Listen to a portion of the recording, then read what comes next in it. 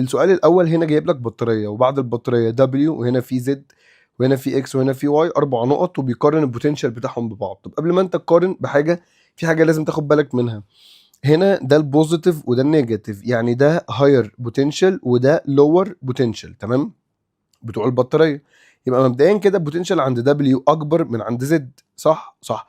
طب وفي حاجه كمان، هل هنا احنا عارفين ايه اللي بيغير البوتنشال اصلا؟ الريزيستنس، تمام. طيب هل ما بين W و X في اي مقاومه؟ لا، يبقى البوتنشال عند W ايكوال البوتنشال عند X. ونفس الكلام من تحت، البوتنشال عند Z ايكوال البوتنشال عند Y. حلو. طيب يبقى بما ان W ايكوال X و Z ايكوال Y، يبقى X برضو اكبر من Y، زي دي ما W اكبر من ايه؟ من Z. يبقى تيجي تقول له تقرا كده، يقول لك electric potential of point W is greater than electric potential of Z، وفي نفس القصة بالظبط عند X و Y، يبقى هي letter C. هنا بيقول لك comparison، عايز ratio between resistivity X و resistivity Y. طب تعالى نفتكر القانون. الرو كانت equal R في A على L. تعالى نحط القانون على شكل ريشيو، يبقى رو X over رو Y equal R X over R Y multiply area X over area Y multiply resistance أو length Y over length إيه؟ X. طب يلا يا باشا. طيب RX على RY هو مديك الريزيستنس، ريزيستنس X أهي ب 2.5 على ريزيستنس Y ب 5 multiply الاريا مديهاني، اريا X ب 0.5 على اريا Y ب 0.1 من غير تحويلات لأن دي ريشيو، ملتبلاي لينث واي ب 10 اوفر لينث اكس ب 5، فتطلع الريشيو ايكوال كام؟ هتطلع معانا 5 اوفر 1 اللي هي دي. نمبر 3 بيقول لي سيادتك when a metal wire is reshaped to length، اللينث الجديد بقى equal 1/3 of its original length if equal 1 over 3 من اللينث 1 without changing its temperature then the electric conductivity او الريزستيفيتي او الدينستي، ما دام ما لعبش في التمبريتشر او الكايند اوف ماتيريال، يبقى اقول له هتريمين ايه؟ كونستانت. هنا بيقول لي سيادتك عايز يعرف the diagram above shows four closed circuit in which current will the ammeter reading be the lowest. عايز اقل اميتر عند اكبر ريزيستنس، فاحنا هنجيب الار توتال. هنا اتاكد بس ان الاميتر بيقرا انهي اي، يعني هنا لو جيت تبص اميتر 1 بيقرا الاي توتال، اميتر 2 بيقرا الاي توتال، اميتر 3 بيقرا برضو الاي توتال جنب البطاريه، اميتر 4 برضو بيقرا الاي ايه توتال. يبقى كلهم بيقروا الاي توتال، وده كده راجل رؤوف، تمام. طيب هنا ده في شورت سيركت، قلنا سلك فاضي باراليل هيشوط، يبقى هنا الار ايكويفالنت بار. طب هنا 4 مع 4 باراليل ب 2، 2 سيريس مع الار ب 3 ار. طب هنا ار مع ار باراليل بهاف ار، 4 ار سي اف بارل مع 4 ار ب 2 ار، يبقى انا معايا هنا هاف ار ومعايا هنا 2 ار، واحده واحده. تعالى بقى ايه نعمل بالبوينت كده عشان ما نتلخبطش. يبقى دي هنا بوينت 1، عشان هنا في سلك بس خبيث انت مش تاخد بالك منه، يعني السلك اللي فوق ده اصلا عامل شورت سيركت على دي وشايلها، بس انت مش تاخد بالك، فتعالى نثبته لبعض كده. ادي بوينت 1، عديت ريزيستنس يبقى هنا 2، هنا 2، هنا كمان 2، هنا كمان 2، عديت ريزيستنس يبقى في هنا 3. هلاقي بس الريزيستنس دي فعلا زي ما قلنا المقاومه دي قبلها 2 وبعدها 2، يبقى دي عليها شورت سيركت واتشالت. حلو حلو. يبقى لو جيت تبص هتلاقي الار والار باراليل، وال4 ار وال4 ار باراليل، يبقى هنا هاف ار وهنا 2 ار، والاثنين سيريس مع بعض في الاخر، فتبقى ايه 2.5 ار. طب هنا الار دي عليها شورت سيركت اتشالت. طب تعالى نجيب الار توتال، 6 ار باراليل مع 6 ار ب 3 ار، سيريس مع الار اللي جنبها 4 ار، ال 4 ار اللي طلعت من الثلاثه دول كده مع ال 12 ار اللي تحتها باراليل ب 3 ار، سيريس مع الار اللي هنا تبقى 4 ار، يبقى هنا 4 ار. يبقى لو جينا نرتب الار، خلي بالك هو عايز اكبر انهي اميتر في من دول، بيطلع ريدنج بي ذا لوست، عايز اقل اي، يبقى انا بدور على اكبر ار. فين اكبر ار؟ عند زد، يبقى هنا اكبر ار هي اللي هيكون عندها اصغر اي، يبقى اقول له سيركت زد. حلو، يبقى احنا في 4 هي هتطلع ايه دي. طيب نمبر 33 بيقول لك رتب ريدنج الفولتميترز. سؤال عبيط هنا. اول فولتميتر ده ادي الاي توتال ماشيه كده جات لي هنا، يبقى اول فولتميتر ده بيقرا اي توتال في الار، فطبعا الاي توتال عاليه لسه ما اتقسمتش، يبقى الاي توتال كبيره فهتخلي لي الفولت هنا كبير، يبقى في 1 اكبر واحد. تمام. خش بعد كده الاي هتبتدي تيجي هنا تتقسم هنا وهنا، تحت في 2 ار يبقى تاخد اي، فوق في ار واحده بس يبقى تاخد 2 اي. قلنا الاي بتتقسم عكس الار. ماشي. طب الاميتر اللي فوق يبقى هنا اصلا الاي توتال كانت ب 3 اي مثلا. حلو. يبقى في 1 ده بيقرا اهو 3 اي في ار. طب في 2 هيقرا قد ايه؟ اي على الار دي اللي هي اي بكام فوق 2 اي في ار. طب في 1 يقرا قد ايه؟ في 3 اللي تحت ده يقرا قد ايه؟ الفي 3 محطوط على الريزيستنس دي بس اللي هي داخل لها اي، يبقى اي واحده في ار. راتب يبقى في 1 اكبر من في 2 وبعديها على طول في ايه 3 اللي هي لتر ايه. طيب 40 34 ماشي. بيقول لك ايه؟ بيقول لك في السيركت اللي قدام حضرتك دي which of the following statement is true reading of voltmeter 1 is greater than 2 by value of 6. انا هحسبهم يعني، احنا ما قدامناش حل غير ان احنا نقعد نحسب. ماشي. هو بيقارن ريدنج الفولتميترز، يبقى انا هجيب في 1 واجيب في 2 ونقارنهم عادي. هنا هنجيب الاي الاول، يبقى اقول له الاي في الفيجر في سيركت 1 دي ايكوال ايه؟ في بي. هنا معاك البطاريتين، خلي بالك الاتنين سيم دايركشن مش اوبوزيت. ماشي. دي بتطلع الاي كده ماشيه كده، ودي كمان بتطلع الاي كده، يبقى الاتنين سيم، يبقى ايكوال 6 بلس 9 9 بلس 6 اوفر الار اللي هي 1 بلس 1، فتطلع اي 1 ايكوال كام؟ تطلع 15 اوفر 2 اللي هي 7.5. نيجي نجيب ريدنج الفولتميتر بقى، يبقى له والله الفي بتاع الفولتميتر الفيجر 1 ده ايكوال في بي ماينس اي في ار عادي. الفي بي معانا ب 6 ماينس الاي 7.5 ملتبلاي الار انترنال اللي هي بكام؟ ب 1. فتطلع الفي 1 ايكوال ايه؟ ايكوال 1.5. سيبك من النيجاتيف اللي هيطلع ده ولا كانه موجود، هتطلع 1.5 ايه؟ فولت. ادي الفي 1. طب خش على الفي 2 نفس القصه، الفيجر 2 الاي 2 ايكوال الفي بي 1 ماينس، هنا بقى خلي بالك البطاريتين عكس بعض، يعني هنعمل 9 ماينس 6 اوفر 1 بلس 1 اللي هي 3 اوفر 2. وبعدين نجيب الفي، خلي بالك دي البطاريه الصغيره يبقى دي اللي تشارجد، يبقى الفي ايكوال في بي بلس اي 4. الفي بي معانا ب 6 بلس الاي ب 3 اوفر 2 ملتبلاي 1، فتطلع الفي الثانيه ايكوال كام؟ 7.5 فولت. حلو. يبقى له والله ريدنج، يبقى هي هتطلع ب ريدنج فولتميتر 2 is greater than ريدنج فولتميتر 1 باي قد ايه؟ باي 6 فولت. صح، دي طالعه ب 7.5 ودي طالعه ب 1.5، يعني V2 اكبر من V1 بقد ايه؟ ب 6 فولت. خش معايا في اول فكره، بيقول لك metal wire of made of certain material of length L cross section area A if resistance is R, which of the following choices will lead to obtain highest electric resistance. عايز يعلي الريزيستنس without changing the temperature. طيب انا عشان اعلي الريزيستنس انا عارف ان الار ايكوال رو في ال على الاريا، ما دام مش هغير التمبريتشر ولا الكايند اوف ماتيريال يبقى الرو ثابته. يبقى انا بدور على اكبر ريشيو من اللينث والاريا، الاكبر ار عند اكبر لينث واقل اريا. يبقى تيجي تقول لي هنا في تشويس A بيقول لك الار هتبقى ايكوال uniformly drawing the wire twice its original length. يعني اعمل ايه؟ يعني خلي اللينث يبقى 2L. طب انا لما اعمل درو ان الواير لما اللينث يبقى 2L الاريا هتبقى هاف A. فاهمني؟ فمش هتطلع اكبر حاجه، يبقى انت كده ما عملتش حاجه يعتبر. طيب the wire drawing uniformly to 3، يعني انت هنا في تشويس A انا عارف ان الار ايكوال ال على الاريا. طب اللينس الجديد هيبقى 2L صح؟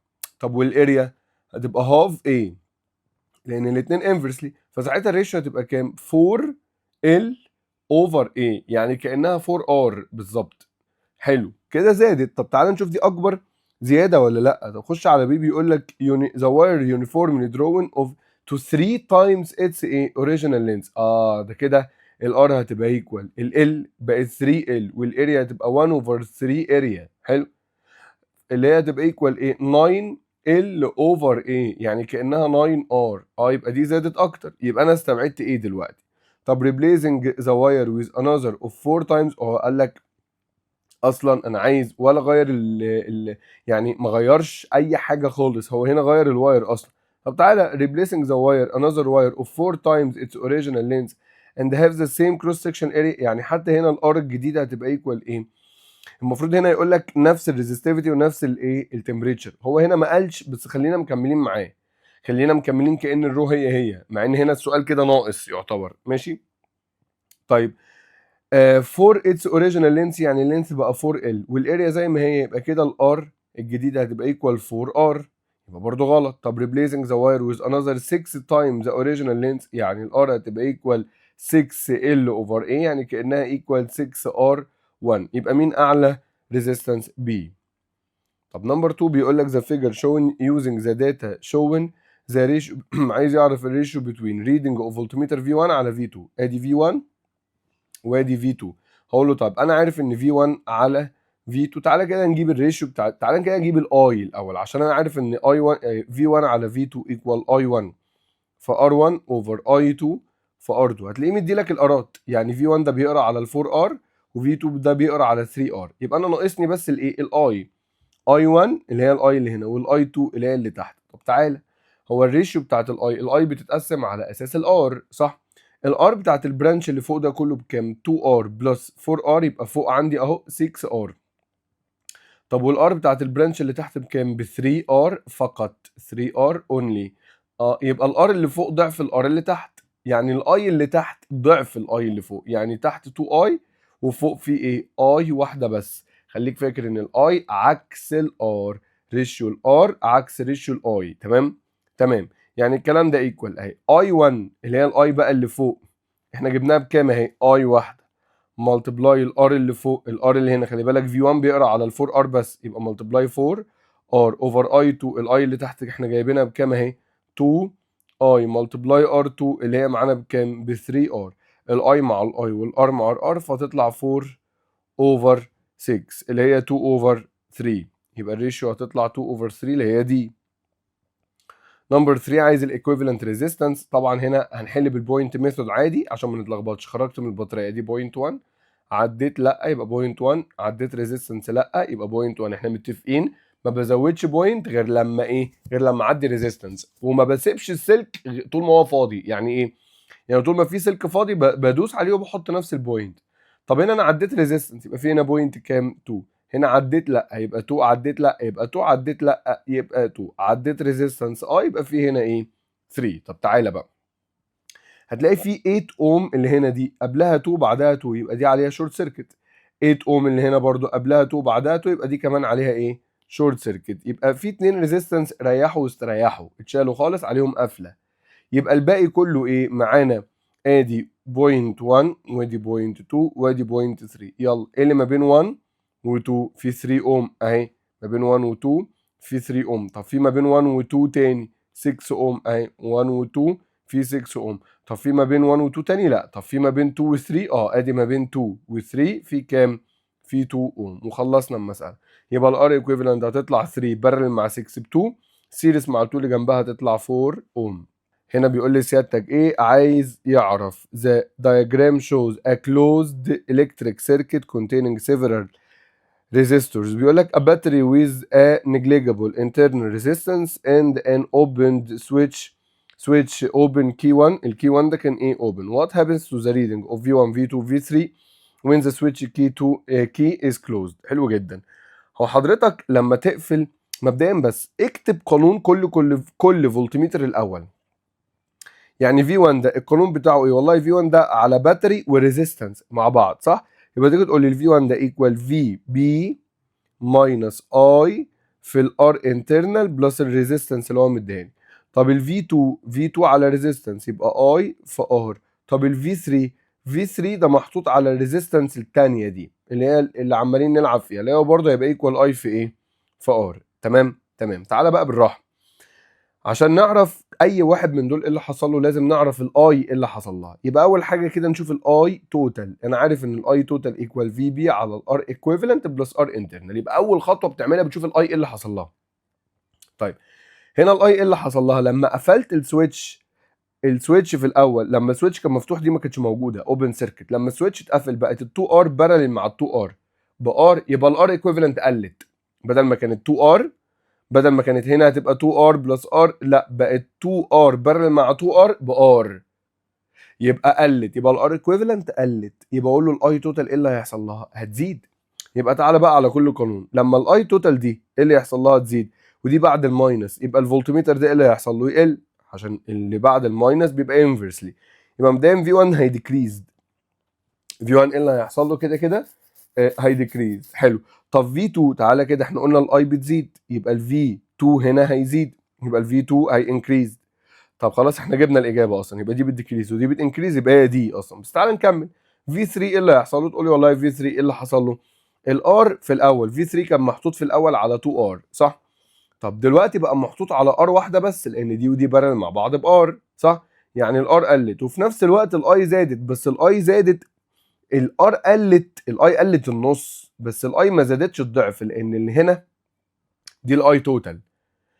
ماشي، خلي بالك من القصه دي. ال V3 اهو ايكوال اي في ار، الار كانت ب 2 ار، بقت بار واحده بس، يعني الار قلت النص. هل بقى الاي زادت الضعف؟ لا، الاي زادت بقيمه اقل من الضعف، لان دي الاي توتال، فاهمني؟ بتتاثر بالار توتال كلها، مش بالار اللي جنبها بس. انت في غنى عن القصه دي كلها، ما تلخبطش نفسك، لان دي اصلا قصه كبيره على فكره. ماشي، يبقى اقول له خلاص دي بتديكريز ودي بتنكريز، يبقى دي كمان بت ايه؟ بتديكريز، اللي هي ليتر دي. هنا بيقول لك ذا ريشيو بتوين، طبعا هنا مديني رسمتين، عايز يقارن الاميتر في كل واحده، وعايز يقارن الفي 1 والفي 2 والفي 3 والفي 1، الفي 1 والفي 2 والفي 3 في كل واحده. طب انت يا باشا ما قدامكش حل في المساله دي سيف سايد غير ان انت تحسب كل حاجه. يعني ايه؟ يعني هتحل المساله دي، هتجيب في اول رسمه اهو الاي 1 اللي هو ايكوال معاك بطاريتين عكس بعض. حلو، بطاريتين عكس بعض يبقى فيهم واحده سورس وواحده تشارج، طبعا السورس هي الكبيره في بي 1 ماينس في بي 2 10، الاي ايكوال في بي 1 ماينس في بي 2 على الار ايكويفالنت بلس ار انترنال، في بي 1 ب 10 في بي 2 ب 6 اوفر الار ايكويفالنت، ما عنديش غير ار واحده بس ب 7 بلس الار انترنال هاف بلس ار انترنال 2 بكام؟ باف، فتطلع بكام؟ 4 اوفر 8 اللي هي هاف امبير. يبقى دي اي 1. اروح اجيب كل الفيهات، الفي 1 فولتميتر محطوط على السورس، يبقى في بي ماينس اي في ار، في بي ماينس الاي اللي احنا جايبينها بهاف في الار بتاعتها اللي هي هاف، فتطلع 10 ماينس كوارتر اللي هي كام؟ اللي هي 9.6 فولت، لا 9.9.75 فولت. تمام. طب والفي 2 فولتميتر محطوط على السورس، لا ثواني، صح تمام، فولتميتر محطوط على السورس اللي هو في بي بلس اي في ار، الفي ب 6 بلس الاي بهاف في الار بتاعتها برضو بهاف، فتطلع الفي 2 ايكوال كام؟ 6 بلس كوارتر يعني 6.25 فولت. طب الفي 3 فين؟ الفي 3 اصلا خلاص ده الناحيه الثانيه بقى، انا كده جبت الايه الفيهات هنا. طب تعالى بقى الناحيه الثانيه، هتكرر انت نفس القصه. ماشي، بس هنا البطاريتين سيم دايركشن، تعالى نحلها عادي. البطاريتين هنا سيم دايركشن، فالاي هتبقى ايكوال في بي 1 بلس في بي 2 اللي هو 10 بلس 6 اوفر ايه؟ اوفر نفس الشله اللي تحت، 7 بلس هاف بلس هاف، 10 بلس 6 ب 16 اوفر 8، فتطلع ب 2 امبير. يبقى مبدئيا كده اي 2 اكبر من اي 1، اميتر 2 اكبر من اميتر 1، اميتر 2 اكبر من اميتر 1. احنا يا اما سي يا اما دي بعون الله. تمام. طيب خش ماشي نكمل الفيهات. V3 equal VB1 minus I في R، 2 multiply ال R اللي هي half، يطلع ال V3 10 minus 1 ب 9 فولت. طب ال V4 ال V equal VB minus ال V equal VB minus I في R برضو، اللي هي 6 minus ال I ب 2 multiply ال R ب half، فتطلع ال V4 equal كام؟ equal 6 minus half 6 قصدي minus 1 بكام؟ ب 5 فولت. قارن بقى يا باشا، هتطلع لتر سي في الاخر. طبعا كان في طالب برضو ممكن يحل بالاميتر، بس خلي بالك بس لا انصح بهذا، لا انصح بهذا. ماشي، اللي هو يكتب القوانين يقول لك ده بيزيد وده بعد الماينس فده انفرس وبتاع، لا اضمن هنا مش هتفرق معاك في الوقت دقيقه، فانت اضمن بالدقيقه دي درجه، اضمن بيها درجه او درجتين. 34 هنا بيقول لك البوتنشال ديفرنس ما بين A و B ب 16، يعني كان اهو بيقول لك VA ماينس VB ايكوال 16 فولت. تمام، يعني كاني بقول لك في هنا بطاريه او في هنا فولتميتر بيقرا 16 فولت. تمام، عايز ايه؟ عايز الكرنت اللي في الريزيستور 2 اوم، عايز الكرنت اللي هنا. دي مساله كيرشوف يا برنس، هنجيب 3 ايكويشنز دلوقتي ونخلص من المساله. تعالى كده نعمل كيرشوف في اللوب دي، اللوب اللي ماشيه في الدايركشن ده. يلا يلا. اول حاجه انا ماشي في الدايركشن اهو، لقيت هنا وقفت عند الريزيستنس هنا، لقيت الاي دي معايا في اللوب في نفس اتجاهي، يبقى في اي في ار، يبقى 4 اي 1. اكمل ماشي كده، وقفت عند الريزيست، هجمع الارات الاول، وقفت عند الريزيستنس دي لقيتها واخده اي 2 في نفس الاتجاه، يبقى بلس 1 اي 2. هكمل، لقيت وقفت عند الريزيستنس دي واخده برضو اي 1، خلي بالك اي 1 دخلت قسمت اي 2 اي 3، وبعدين اي 2 اي 3 اتجمعوا هنا وعملوا لك هنا برضو اي ايه 1، يبقى بلس 4 في اي 1. تعال نشوف الفولتات بقى. اول فولت هو مدولك اصلا ما بين A و B ب 16، ماشي، وانا ماشي من A ل B يعني في نفس الاتجاه، يبقى بوزيتيف. تمام. طب وقفت هنا، اللوب ادي فولت تاني، اللوب بتاعتي ماشيه كده خرجت من نيجاتيف يبقى ماينس 9. تمام. هنا خرجت من البوزيتيف يبقى بلس 3. جمعهم بقى هتطلع 4 اي 1 بلس 4 اي 1 8 اي 1 بلس اي 2 ايكوال 10 فولت. يبقى سمي دي كده ايكويشن 1. تعال نجيب ايكويشن 2. تعالى كده نعمل لوب في الايه، نمسح دي خالص ونعمل لوب بقى في السيركت هنا. حلو. يبقى تيجي تقول له والله لوب مثلا ده اتجاه اللوب بتاعي، ماشي. يبقى اول حاجه انا هقف عند الريزيستنس دي، لوبي ماشيه كده والاي 2 ماشيه عكس، يبقى ماينس 1 اي 2. اللوب بتاعتي نزلت ماشيه كده مع الاي 3 يبقى بلس 2 اي 3 ايكوال الفولت اللي هو عندي 9. حلو. يبقى اي 2 بلس اي بلس 2 اي 3 ايكوال 9. سميها لي ايكويشن 2. ادي ايكويشن 2. تعال نجيب ايكويشن 3 من الكي سي ال. هقف هنا اي 1 ايكوال اي 2 بلس اي 3، اي 1 ايكوالز اي 2 بلس اي 3، سميشن الكرنت اللي داخل ايكوال اللي خارج. ادي 3 ايكويشنز، هرتبهم وادخلهم على الكالكليتر. انا عايز مين؟ انا عايز الاي اللي ماشيه في ال2 اوم اللي هي الاي 3. رتب الايكويشنز يا باشا، انا هجيب له اي 1 واي 2 واي 3 عشان لو طلب اي ريكوايرد تاني في الامتحان. ماشي ماشي. يبقى يلا عايزين نجيب نرتب الايكويشن. امسك اول ايكويشن 8 اي 1 بلس اي 2 بلس اي بلس 0 اي 3 ايكوال 10 فولت. طب الايكويشن اللي وراها هل فيها اي 1؟ لا، يبقى 0 اي 1 ماينس 1 اي 2 بلس 2 اي 3 ايكوال 9.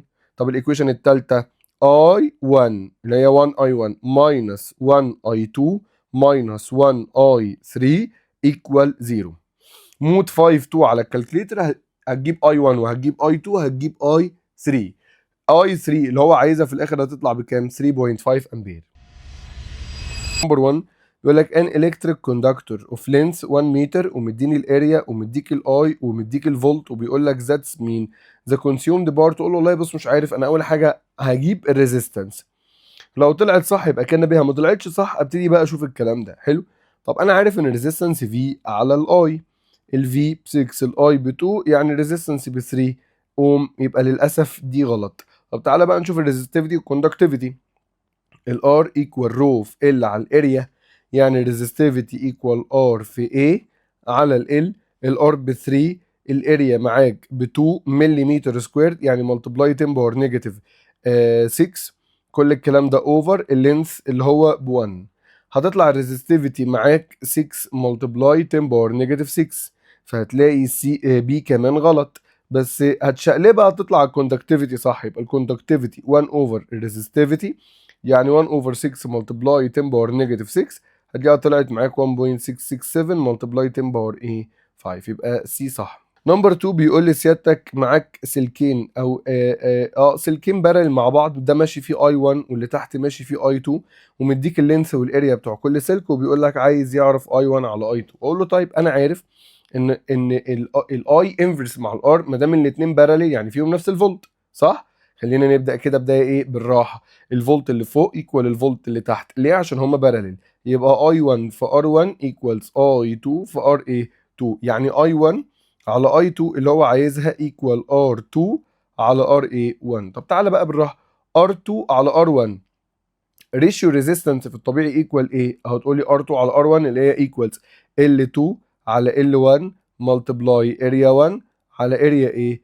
على اريا 2. حلو حلو. طب يلا يا باشا، L2 على L1، ال L2 اللي هي بتاعت ال Y بكام؟ ب 3L، L1 ب L ملتبلاي اريا 1 ب A، اريا 2 ب 1 اوفر 3A، ال L مع ال L والاريا مع ال A مع الاريا، فتطلع I1 اوفر I2 ايكوال 3 ملتبلاي 3 اللي هي هتطلع ب 9. يبقى I1 على I2 ايكوال 9 اوفر كام؟ 9 اوفر 1. ماشي. اللي بعده هنا بيقول لك ايه؟ بيقول لي سيادتك معاك رسمه فيها بطاريتين الاثنين اوبوزيت، واحده في بي 1 والثانيه في بي 2، with two internal resistance R1 و R2 وفي resistance و two switches.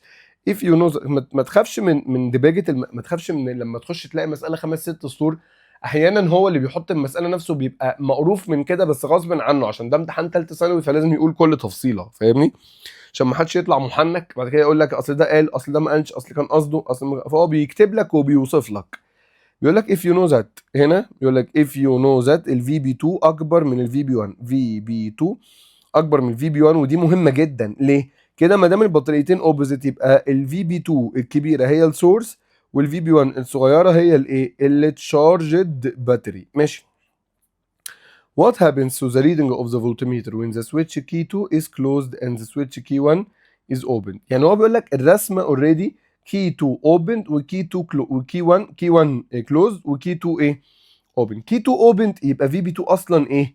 بصفر او مش هو عايز ريدنج الفولتميتر يبقى اصلا الفي بي 2 مش موجوده، فاهمني؟ فساعتها ريدنج الفولتميتر هو مش الفولتميتر ده اللي على التشارجد باتري يعني الفي هو اصلا قبل ما السويتش يتفتح السويتش ده هو مفتوح، يعني على الرسمه اللي قدامي دي ما كانتش تشارجد لان دي ما كانش فيه غيرها. لما السويتش ده مفتوح البطاريه دي مش موجوده يا معلم اصلا، تشارجد وسورس ايه دي بطاريه واحده. يبقى الفي في الاول كان ايكوال في بي 1 ماينس اي عادي في الار. تمام.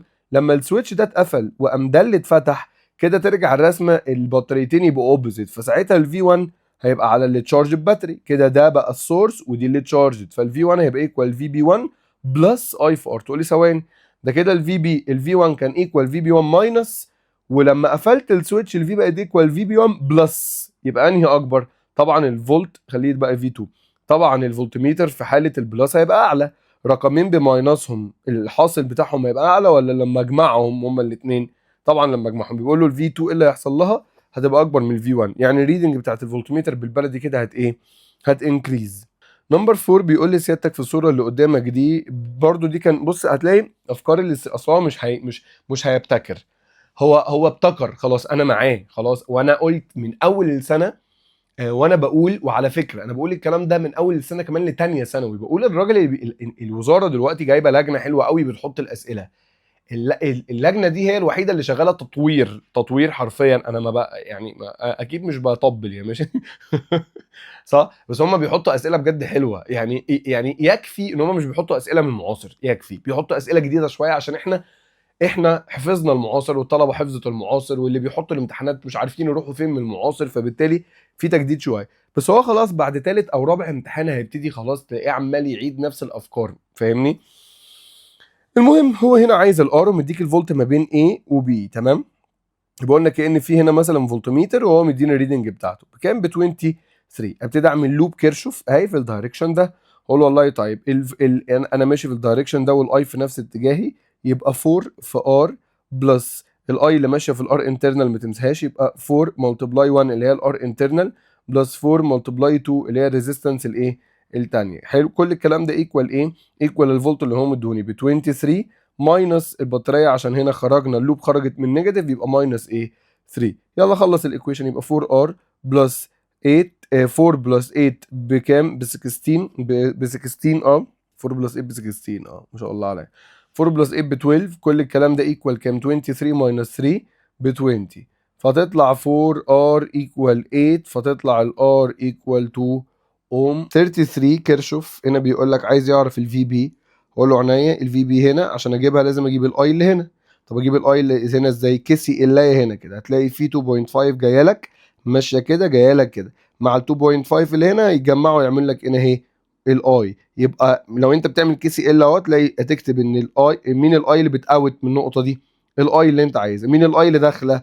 هاف بلس 2.5 يبقى الاي ايكوال هاف بلس 2.5 اللي هي 3 امبير. اعمل لي لوب بقى هنا حزينه اهي، قول لي والله الفي بي اللي انا عايزها دي ايكوال مين الاي اللي ماشيه هنا؟ مين الاي اللي ماشيه هنا؟ تقول له استنى انا ممكن اعمل لوب هنا الاول عشان انا هحتاج الار، لازم اعمل لوب هنا الاول عشان هجيب الار. يبقى تيجي تقول لي اهي الاي اعمل لوب هنا الاول. اللهم صل على النبي. في هنا 1 اوم، خلي اللوب اهي كده ماشي. يبقى 1 ملتبلاي 2.5 ال 1 اوم الانترنال ماشي فيه 2.5 حلو بلس برضو ال 2.5 بس ملتبلاي 3 كل الكلام ده ماينس. ليه ماينس؟ عشان اللوب بتاعتي نازله اهي والاي اللي هنا طالعه، يبقى ماينس هاف ملتبلاي الار. كل الكلام ده ايكوال. نبص على البطاريه بقى، اللوب بتاعتي خرجت من البوزيتيف اهي يبقى 10، هتيجي هنا عكس اتجاه البطاريه يبقى ايه؟ ماينس 4. يلا يا باشا نعوض 2.5 بلس 7.5 ب 10 ماينس هاف ار ايكوال 10 ماينس 4 ب 6، يبقى هاف ار هيطلع ايكوال كام؟ هيطلع ايكوال 4. يبقى الار هتطلع ايكوال 8 اوم. هتعمل لوب الناحيه الثانيه وتقوم جايب الفي بي بقى. يبقى اهو اللوب الناحيه الثانيه الار اللي احنا لسه جايبينها دي، هيمسح كل الشخبطه دي بقى. انا بعمل لوب اهي دلوقتي ماشي. اللوب بتاعتي اهي هبدا بالار اللي فوق دي ال8 ماشي فيها الاي وفي نفس اتجاه اللوب بتاعتي، يبقى 8 ملتبلاي الاي اللي احنا جايبينها ب 3 حلو، بلس اللوب بتاعتي طالع مع اتجاه الاي اللي هنا، يبقى بلس هاف ملتبلاي الار اللي احنا جايبينها برضو ب 8. كل الكلام ده ايكوال فولت البطاريه اللي هنا. اللوب بتاعتي ماشيه كده خرجت من البوزيتيف يبقى 4، برضو اللوب بتاعتي جت كده خرجت من البوزيتيف يبقى بلس الفي بي اللي انت عايزها. يبقى 24 بلس 4 equal 4 بلس في بي. الفور هتطير مع الفور يبقى الفي بي ايكوال كام؟ 24 فولت. وهنيئا لك. ماشي. هنا بيقول لك ايه؟ بيقول لي سيادتك لما السويتش لما اس 1 كان مفتوح واس 2 كان مقفول الاميتر ده كان بيقرا اي. بيقول لك وين كلوزنج اس 2 وافتح اس 1. خلاص بقى هتعيد نفس المساله تاني. يعني ايه؟ يعني تقول له بص حضرتك لما ريدنج الاميتر دي في الاول كده ممكن تشيل الارات دي كلها وتحط مكانها 1 ماشي. لما السويتش ده كان مفتوح ال 6 ار دي ما كانتش موجوده ماشي، والسويتش ده كان مقفول فالار دي كمان ما كانتش موجوده. ليه؟ شورت سيركت وهنا اوبن سيركت. يعني في الاول كده تقول له ايه؟ فقول له الاميتر اصلا في الاول كان بيقرا اي توتال اللي هي ايكوال ايه؟ الاي توتال دي ايكوال في بي على الار ايكويفالنت، مفيش غير 3 ار سيريس مع الار اللي هي كام؟ 4 ار.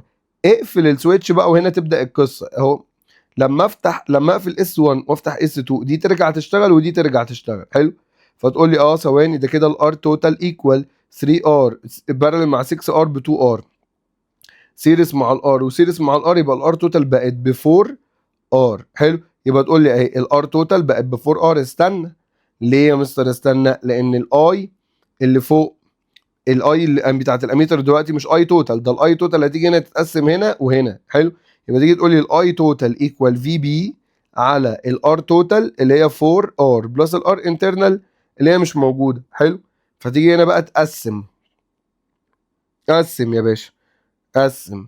هتيجي تقسم الاي هنا فوق وتحت، يبقى تيجي تقول له انا عايز الاي اللي فوق عشان اجيب ريدنج الاميتر. اعمل لي الكرنت ديفايدر يا برنس اهي. الاي توتال بكام؟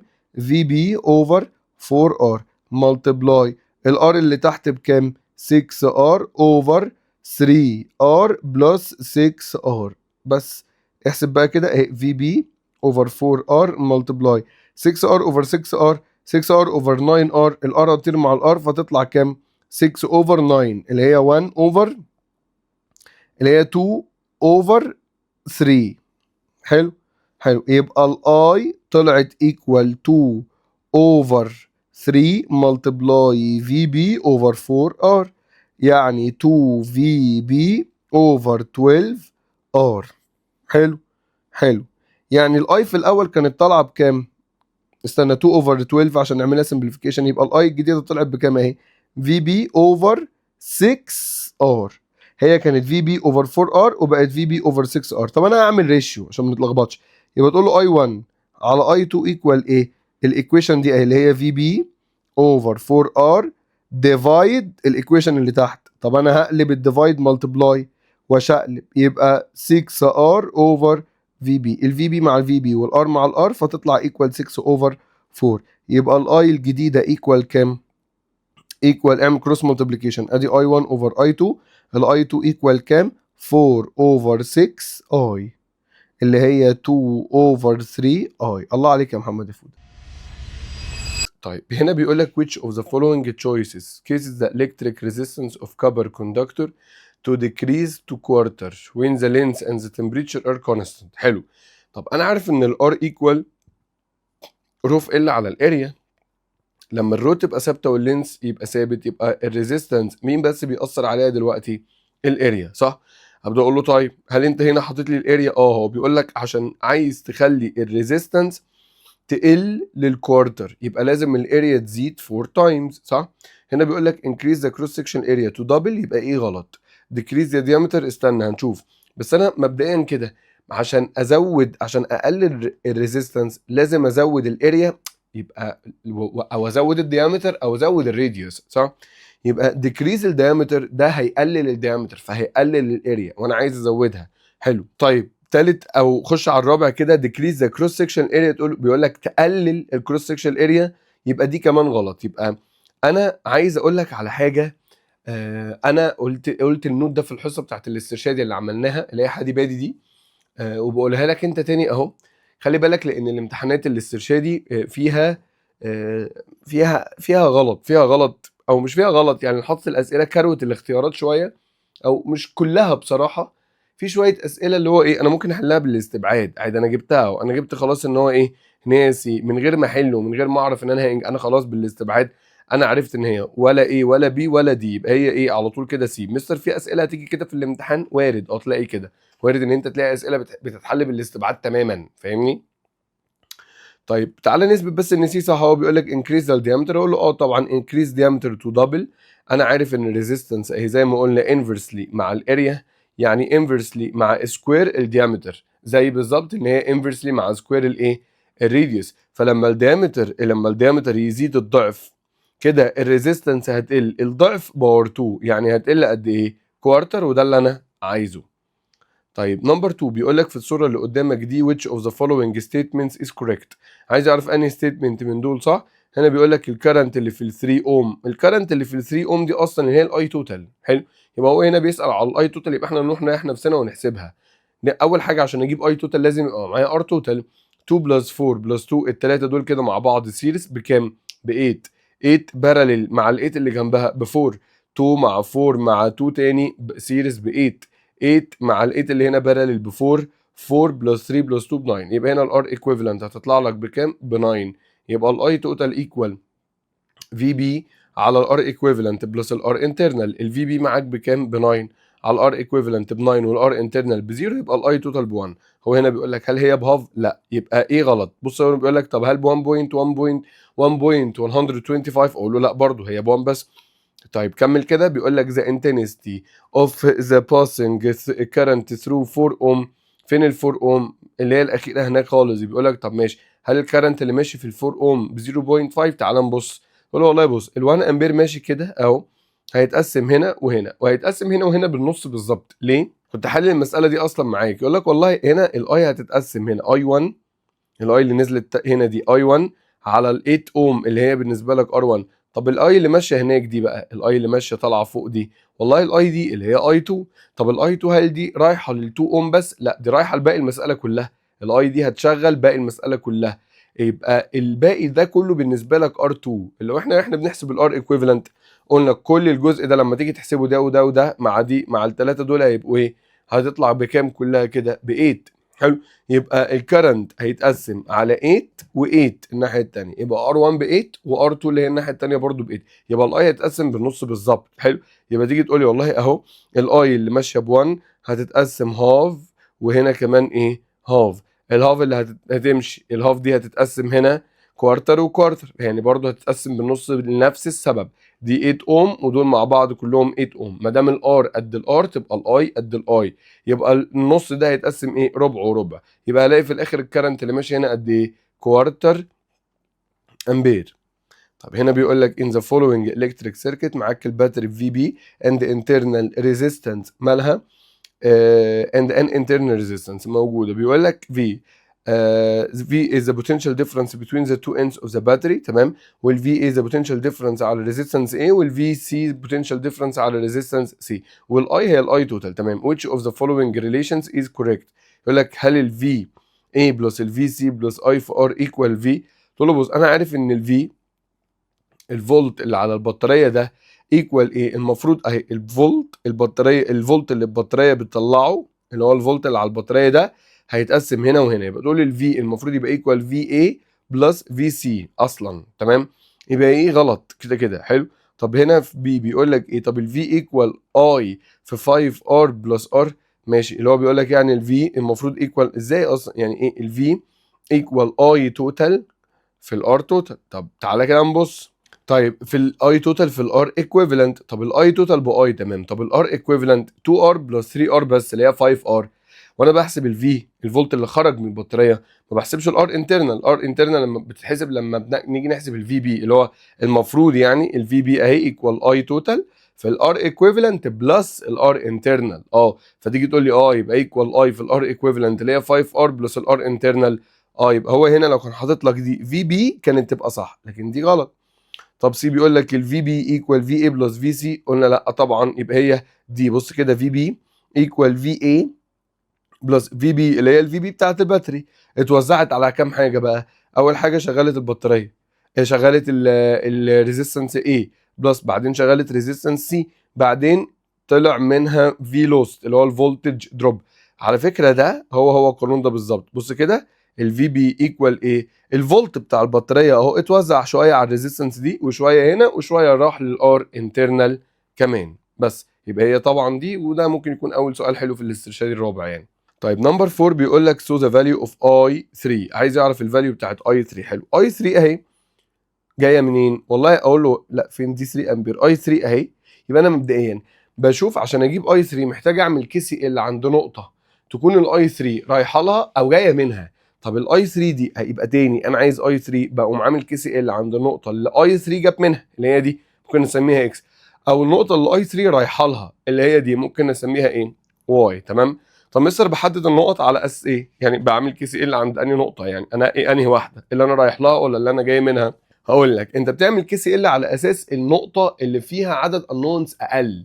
يعني انا مثلا لو وقفت عند النقطه بتاعت اكس دي هتقولي بص، نقطه اكس دي في 7 امبير داخله لها وفي اي 4 داخله لها وخارج منها اي 3، يعني اهي 7 بلس اي 4 ايكوال اي اي ايكوال اي 3.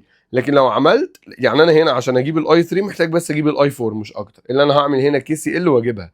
لكن لو عملت كي سي ال عند بوينت واي هتلاقي ال 4 داخله عند النقطه دي، واي 3 داخله وال 3 داخله واي 1 اي 1 اهي خارجه منها، فهتضطر تجيب اي 1. فتيجي تقوم عامل هنا تقف هنا عشان تجيب اي 1، فهتلاقي نفسك عشان تجيب اي 1 محتاج تجيب اي 2. بص دخلت في شغلانه، فاهمني؟ لكن خلاص يبقى انا عملت كي سي ال عند بوينت اكس، لقيت ان انا ناقصني اي 4، اروح اعمل كي سي ال عند بوينت زد مثلا اهو، واقوم جايب اي 4 اهي. مين الاي اللي داخله للنقطه دي؟ تقول لي بص اهي ال 2 امبير لفه وجايه لي هنا، يبقى ال 2 امبير داخله والاي 4 خارجه وال 4 امبير خارجه. يبقى هو بص كي سي ال ات بوينت زد، هقول له مين اللي داخل لك يا نقطه 2، مين اللي خرج منك اي 4 بلس 4 امبير. يبقى الاي 4 هتطلع ايكوال كام؟ 2 ماينس 4، فتطلع بكام؟ 2 ماينس 4 بنيجاتيف 2 امبير. نيجاتيف 2 امبير، سيبها بالنيجاتيف زي ما هي وعوض بيها هنا اهو. يبقى الاي 3 اللي انت عايزها ايكوال 7 ماينس 2، فتطلع ايكوال كام؟ 5 امبير، اللي هي لتر بي. نمبر 33 حلوه. ذا فيجر ريبريزنتس معاك 3 ريزيستورز A و B و C. A 3R B 6R C R واحدة. بيقول لك the energy the ratio between the power lost A B C. اقول له طب عايز الباور بتاع A اقارنه بالباور بتاع B اقارنه بالباور بتاع مين؟ C. طب الباور في الحالة دي اقول له V سكويرد على R، لان الاي هتتقسم صح؟ يبقى انا خلي بالك وممكن اقول I سكويرد في R عادي واقسم الاي. يعني انا لو عايز احل اي سكويرد في ار عادي، بس انا هحل بالفولت ليه؟ لان الفولت اللي هنا هو الفولت اللي هنا واخلص. بدل ما اقول اقوم جايب الاي توتال واقسمها هنا وهنا، براحتك. اسهل لك حل بالفولت حل، اسهل لك حل بالاي حل. بس انا هنا معايا 2 ريزيستور مع بعض باراليل، يبقى الاثنين ريزيستور دول الفولت عليهم ايكوال، فبالتالي ايه؟ اوفر على نفسي. يعني اهو بص، الفولت اللي على ايه سكويرد على الار بتاعت ايه. طب الباور بتاع بي الفولت اللي على بي سكويرد على الار بتاعت ايه. طب الفولت اللي على سي اهو سكويرد على الار بتاعت مين؟ بتاعت سي. تمام تمام. طب بالراحه، الفولت اللي على ايه بكام والفولت اللي على بي بكام؟ بص كده، هو انا الفولت اللي على ايه انا عارف اهو، الفولت اللي على ايه ايكوال الفولت اللي على بي. طب بكام؟ أنا لازم اجيب ريشيو ما بينه وما بين الفولت اللي على سي عشان اعرف اعمل ريشيو صح؟ طيب يا اما الفيهات اللي فوق دي هتفضل قاعده لي زي ما هي كده، عايز اعمل ريشيو. اقول له بص، هو مش الايه الفولت اللي على A و B الاثنين ايكوال عشان هم بارل؟ طب ما تيجي نجيب الفولت اللي عليهم كده. هتقول لي ازاي؟ تقول لي بص اهي، استنى بس ماشي. تقول لي بص 3R بارل مع 6R بكام؟ ب 2R. يبقى معايا هنا 2R سيريس مع الار اللي هي بتاعت السي، تمام؟ يعني الار دي ضعف الار دي، يبقى ما دام لو في هنا في يبقى في هنا 2 في. انا عارف الار والفي دايركتلي ما دام سيريس، يبقى انا عملت ايه؟ ده وده بارل مع بعض ب 2 ار عشان تبقى جنبك اهي 2 ار. حلو. وجنبها الار الثانيه اللي هي بتاعت سي اهي، الاثنين سيريس يبقى الاثنين فيهم نفس الاي، يبقى الفي والار دايركتلي. يعني الار تاخد في يبقى ال 2 ار تاخد ايه؟ 2 في. تمام. ابتدي بقى اعوض. خلاص يبقى كده الفولت ممكن اقول كده الفولت اللي على A ب 2 في والفولت اللي على B ب 2 في، لان هم بارل. جبنا الفولت اهو. والفولت اللي على C بايه؟ في. يبقى في ايه 2 في باور 2 على الار ايه اللي هي 3 ار، في بي 2 في باور 2 على الريزيستنس الار بي اللي هي 6 ار، الفي سي بفي باور 2 على الار سي اللي هي بايه؟ ار. الارات تطير مع بعض والفي باور 2 تطير، الفيهات دي كلها هتطير مع بعض فيبقى ايه؟ 2 باور 2 اللي هي 4 اوفر 3. طب هنا 2 باور 2 برضه 4 بس 4 اوفر كام؟ 6. طب هنا ما بقاش اي حاجه، بقى ايه؟ 1. ابتدي رتبهم. هتطلع معاك بكام؟ لو متلخبط ممكن تضرب في 3، يعني ممكن تضرب الايكويشن دي كلها كده في 3 فيبقى 4 اوفر 3 اهي ب 4 عشان نعرف نرتب بس براحتنا. 4 اوفر 6 اضرب في 4 هتبقى كام؟ اضرب الايكويشن دي كلها كده في 3. 12 اوفر 6 قلنا بكام؟ 12 اوفر 6 ب 2. طب هنا 1 في 3 بكام؟ ب 3. رتب بقى. اقول له والله يبقى الترتيب بتاعهم او 4 2 3 اللي هي لتر سي. هنا في 34 بيقول لك معاك بطاريه في بي، بيقول لك internal resistance ومتوصله مع شويه resistance وسويتشات. بيقول لك ايه؟ and an open switch key. السويتش ده open when the switch key is closed the reading of the ammeter. حلو. لما الكي ده كان اوبن، احنا قلنا مساله فيها سويتش يبقى لازم تحلها مرتين. لما الكي ده كان اوبن الاميتر ده كان بيقرا اي توتال لان دي ما كانتش موجوده خلاص. حلو. يعني الاميتر بيقرا ايه؟ قول له والله الاميتر في الاول كان بيقرا الاي توتال. يبقى اهو استنى ممكن اقول ايه؟ ريدنج الاميتر في الاول كانت ايكوال الاي توتال اللي هي ايكوال في بي على الار ايكويفالنت. الار ايكويفالنت بكام؟ ها تقول لي هتبقى 3 ار سيريس مع 1.5 سيريس مع 1.5 1.5 بلس 1.5 ب 3 بلس 3 يبقى في بي اوفر 6 ار. ماشي يا باشا. في بي اوفر ايه؟ اوفر 6 ار. يبقى دي الاي توتال في الاول. طب تعالى كده نقفل السويتش. تقول لي حسنا عثرت على ذلك على الويب حول بس يا عم بس انا بقول سيريس فافتكرتني بقول سيري. عبيطه. المهم ماشي. طيب اقفل بقى السويتش نشوف الاي ايه اللي حصل. هتقولي بص الاي بتاعت الاميتر بقى هتبقى ايكوال ايه؟ لا استنى، ده كده الاميتر ما بقاش واخد الاي توتال، فهجيب الاي توتال واقسمها. هجيب الاي توتال وايه؟ واقسمها. الاميتر دلوقتي هيقرا الاي اللي في ال 3 اوم بس، تمام؟ او ال 3 ار بس. طب هات لي الاي توتال. تقول لي لما السويتش اتقفل تقول لي 3 بارل مع ال 6 ب 2 2 سيريس مع ال 1.5 مع ال 1.5 يبقى هتطلع بكام؟ 5 ار. يبقى الاي توتال ايكوال في بي اوفر 5 ار. في بي اوفر ايه؟ 5 ار. يعني الاي توتال زادت صح؟ حلو. قسم بقى الاي يا برنس. هات لي بقى الاي 2. تقول لي ايه؟ يبقى الاي 2 اللي انا عايزها اللي هي اي الاميتر. تقول لي بص الاي الاميتر اتقسمت هنا، الاي توتال هي ماشيه اتقسمت هنا مثلا اي 1 وهنا اي ايه 2. اي الاميتر اللي هي اي 2 ايكوال الاي توتال في بي اوفر 5 ار ملتبلاي R2 R1 اللي هي 6R over R1 بلس R2 اللي هي 6R بلس ايه 3R. شيل كل الثوابت دي واخلص منها، او هي مش مستاهله اصلا. هنا الار هتطير مع الار دي فتطلع 6 اوفر ايه؟ تطلع 6 اوفر 9. تمام. يبقى الاي 2 هتطلع ايكوال في بي اوفر 5R ملتبلاي 6 اوفر 9. تحسبها بالفراكشن شيل الفي بي وشيل الار عشان ما نتلخبطش. اعمل 6 اوفر 9 ملتبلاي 1 اوفر 5. حلو. هتلاقي الاي توت الاي هنا الرقم اللي هيطلع لك هنا اصغر من الرقم اللي هنا، اللي هو لو شلت الفي بي والار هتلاقيه اصغر من 1 اوفر 6. فاهمني؟ فتطلع في الاخر ايكوال كام؟ هقول له الاي بتاعت الاميتر هتديكريز. طب اعمل ريشيو بتوين ذا ريدنج اوف فولتميتر بيفور اند افتر. اقول له حلو قوي. حضرتك عايز الفولتميتر هنا، الفولتميتر هنا ده في الاول كان بيقرا الاي توتال في الار اللي هي 1.5 اي توتال 1 في الار اللي هي 1.5 جبتها. طب الفي 2 اقول له بيقرا برضو الاي توتال. خلي بالك لما قفلت السويتش الفولتميتر ده كده كده بيقرا، عشان الفولتميتر ده كده كده سيريس، الار دي سيريس مع البطاريه، فكده كده الار دي واخده الاي توتال اصلا. يبقى الفي 2 هيبقى ايكوال اي توتال 2 اللي احنا جايبينها دي، اي توتال ايه 2 ملتبلاي الايه ال 1.5 ار. فطبعا بما ان الاي توتال قلت، هو كده كده مش عايزها تزيد ولا تقل، بقى عايز ريشيو، يبقى اجيب دول واقسمهم على بعض، هتطلع في الاخر 5 اوفر كام 6 اهي. لما اقسم في بي اهي اي في 1 ريدنج الفولتميتر في الاول على ريدنج الفولتميتر في الثاني في الكيس الثانيه لما قفلت السويتش، هتبقى ايكوال ايه؟ هتبقى ايكوال اي في ار اهي، اي توتال في ال1 في الار اوفر اي توتال 2 في الار 2. الار طارق مع الار، اقعد بقى اي توتال 1 اللي هي في بي اوفر 6 ار، اي توتال 2 اللي هي في بي اوفر 5 ار، هتطلع في الاخر 5 اوفر 6 فعلا. طيب هنا بيقول لك ايه؟ بيقول لك معاك 4 سلوك، سمي الله كده وابدا معايا. معاك 4 سلوك.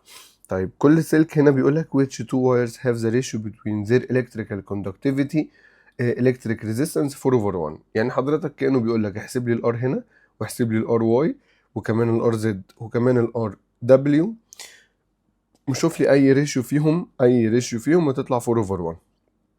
اقول له طيب انا هجرب في واي وزد، تمام؟ انت طبعا هتحسب الاربعه، بس انا هخش اجرب على طول. الريزيستنس بتاعت واي ايكوال ايه؟ تقول لي مبدئيا زير كروس سكشن اريا، مديك الليست بتاعت الايه الكروس سكشن اريا والريزيستنس، وكلهم عندهم نفس الايه، مصنوعين من نفس الكبر، يعني مصنوعين من نفس الماتيريال.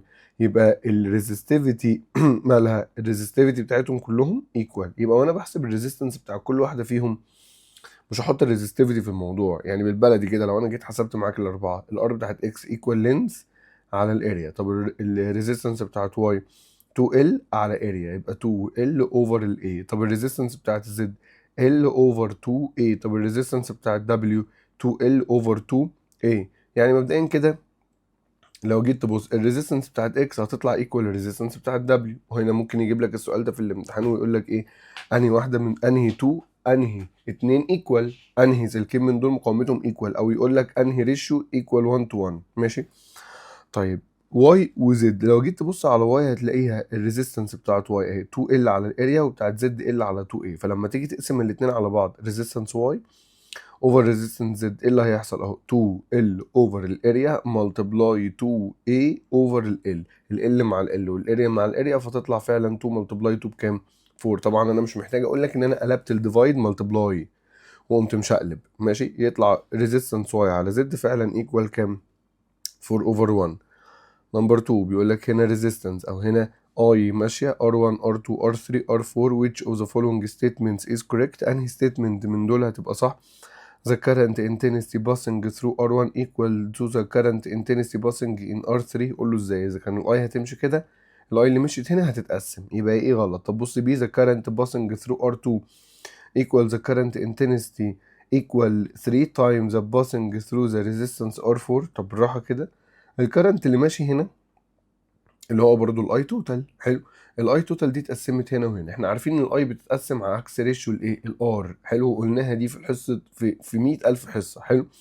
طب تعالى كده بالراحه، هنا الار هنا ار وهنا 2 ار، يبقى فوق في 2 اي وتحت في اي واحده بس، يبقى الاي توتال اللي كانت داخله لهم ممكن اقول عليها قد ايه؟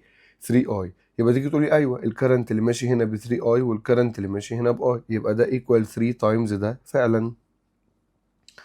نمبر 3 بيقول لك in the electric circuit shown in the figure a battery of electromotive force V B of internal resistance R a fixed resistor R وفي voltmeter وسويتش 1 وسويتش 2. تمام. بيقول لك ايه؟ when the two switches S1 and S2 are closed، لما السويتشين دول يتقفلوا the reading of the voltmeter equal. طيب انا لما اقفل السويتش ده فريدنج الفولتميتر هنا بيقول لك الار انترنال شاطب لك عليه، بيقول لك نوت ايكوال زيرو، تمام؟ يعني الار موجود. بتيجي تقول لي والله الفولتميتر ده هيقرا الفولت اللي على الريزيستنس، يعني الفي ايكوال اي في ار عادي، وفي نفس الوقت هيقرا الفولت اللي على البطاريه اللي هو في بي ماينس اي في ايه؟ في بي ماينس اي في الار انترنال عادي برضو، حلو. يبقى هو بيسأل على قانون ما فيهوش اي مشكله. يبقى ريدنج الفولتميتر هنا هتبقى ايكوال ايه؟ في بي ماينس اي في ار. ولو كان حاطط لي الفي ايكوال اي في ار كانت هتبقى صح برضه. ليه؟ لان الفولتميتر بيقرا الفولت اللي هو متوصل عليه باراليل. طب هنا فولتميتر متوصل باراليل على الريزيستنس اهو، ما بين طرفين الريزيستنس وفي نفس الوقت ما بين طرفين البطاريه عشان كلهم بارل مع بعض اصلا. طيب نمبر 4 بيقول لك هنا المساله دي حلوه. نمبر 4 دي حلوه. بيقول لك ايه في الصوره اللي قدامك دي a battery of electromotive. طبعا انا عارف في ناس الناس يعني الناس اللي ماشيه كده معانا اللي هي بتعمل كل حاجه احنا بنعملها. طبعا احنا بنعمل حاجات كتير قوي دلوقتي انا عارف. فلو انت ملحق بس عليا وبتعمل اللي هو ايه، اللي هو لو انت حليت كده بالترتيب كده بالراحه، لو حليت الواجب معاك من اول شابتر 1، طب وبعدين من اول السنه خالص. طب خلينا بلاش من اول السنه، خلينا نتكلم او تعالى نقول من اول السنه، احنا ما فيش حد الكلام معلوش عداد يعني. من اول السنه حليت مثلا الهوم ورك بتاع الشابتر 1، وبعدين عملنا ورشتين على الشابتر 1، حليت الورشه الاولى على الشابتر 1 والورك شوب الثانيه على الشابتر 1، حلو، اللي هي بعد الشابتر اللي عملناها. طب وبعدين قمت ايه، خلاص خلصنا كده الشابتر 1. لا في حاجات نزلت على الكهرباء، يعني عملنا حصه على الكهرباء في النص، الورشه الثالثه اللي هي كانت على الكهرباء كلها، فكان من ضمنها الشابتر 1. بقول لك ايه، انا مش هحسب دي، انا هتكلم عن الحاجات اللي اتعملت في الشابتر 1 بس، عشان لو عدينا كده مش هنخلص. طيب جينا بعد كده قول لي يا عم بدأنا ايه، بدأنا مراجعات على طول كده. فمراجعات شابتر 1 خد مننا حصتين مراجعه، حلو. يبقى الريمونتادا الاولى شابتر 1، وبعدين الريمونتادا الثانيه بتاع شابتر 1، حلو. وبعدين قمنا ايه، بدأنا نخلص اللهم صل على النبي. لما خلصنا الكهرباء كلها قمنا عملنا ايه، حديبادي، صح؟ حديبادي على الكهرباء كلها. يبقى دي ايه الحاجه الريفيجن الثالثه رقم 3 اللي احنا حلينا فيها الشابتر 1. وفي الاسترشادي قول هنعدي على الشابتر 1 كله مره، حلو. في الاسترشادي يبقى انت السؤال ده انا بقول كده ليه، عشان في ناس حلت السؤال ده معايا، هو السؤال ده مرتين.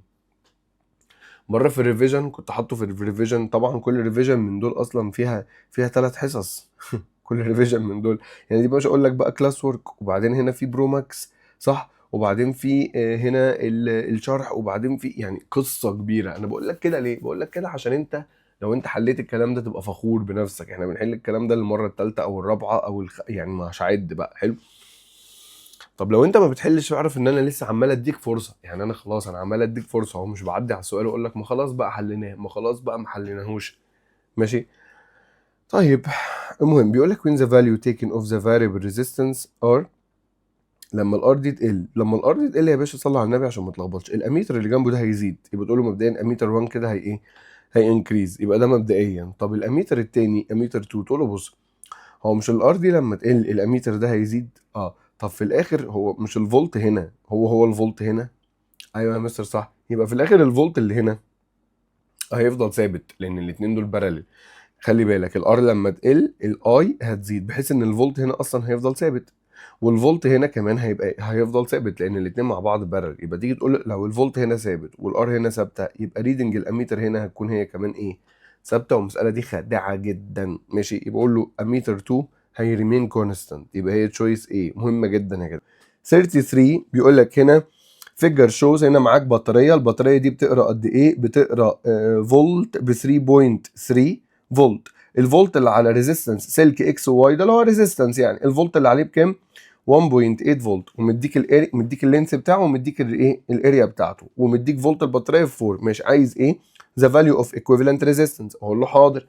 حضرتك هنا مديني الفي ومديني الفي بي والار انترنال، يعني الفي ايكوال في بي ماينس اي في ار، ممكن اعوض واجيب الاي توتال. الفي ايكوال ايه 3.3، الفي بي معاك بكام ب 4 ماينس الاي اللي انت عايزها ملتبلاي الار انترنال اللي هي بكام 3 0.35. من هنا كده سوف نحصل على مين، على نتائج جميله جدا. هنجيب الاي كده، الاي من هنا هتطلع بكام 2، الاي طلعت ب 2 امبير. عوض بقى تقول الاي توتال ايكوال في بي على الار ايكويفالنت اللي احنا عايزينها بلس الار انترنال، الاي ب 2 الفي بي ب 4 على الار ايكويفالنت بلس الار انترنال اللي هي 0.35.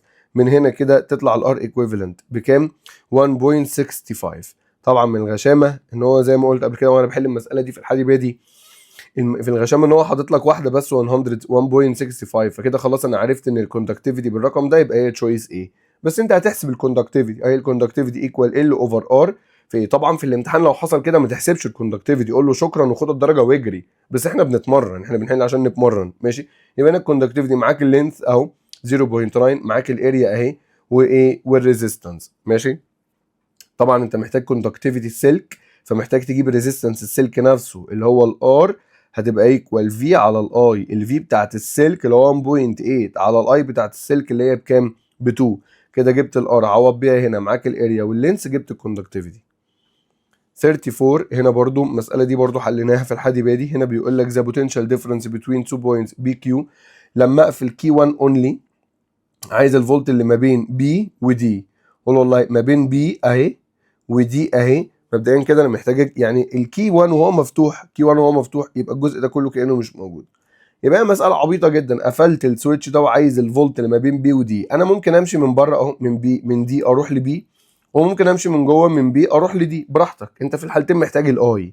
يبقى الاي ايكوال ايه؟ الفي بتاعت البطاريه ب 10 على الار اللي ما بين بي ودي بكام بقى؟ 8 و12. يبقى تقول له 8 بلس 12 بكام؟ ب 20. يبقى الاي بهاف امبير. عايز الفولت اللي ما بين بي ودي يبقى ايكوال مثلا ادي ما بين بي ودي، قلنا من بره ممكن نجيب الفولت على الريزيستنس ده، يبقى ايكوال اي بهاف ملتبلاي الار ب 12.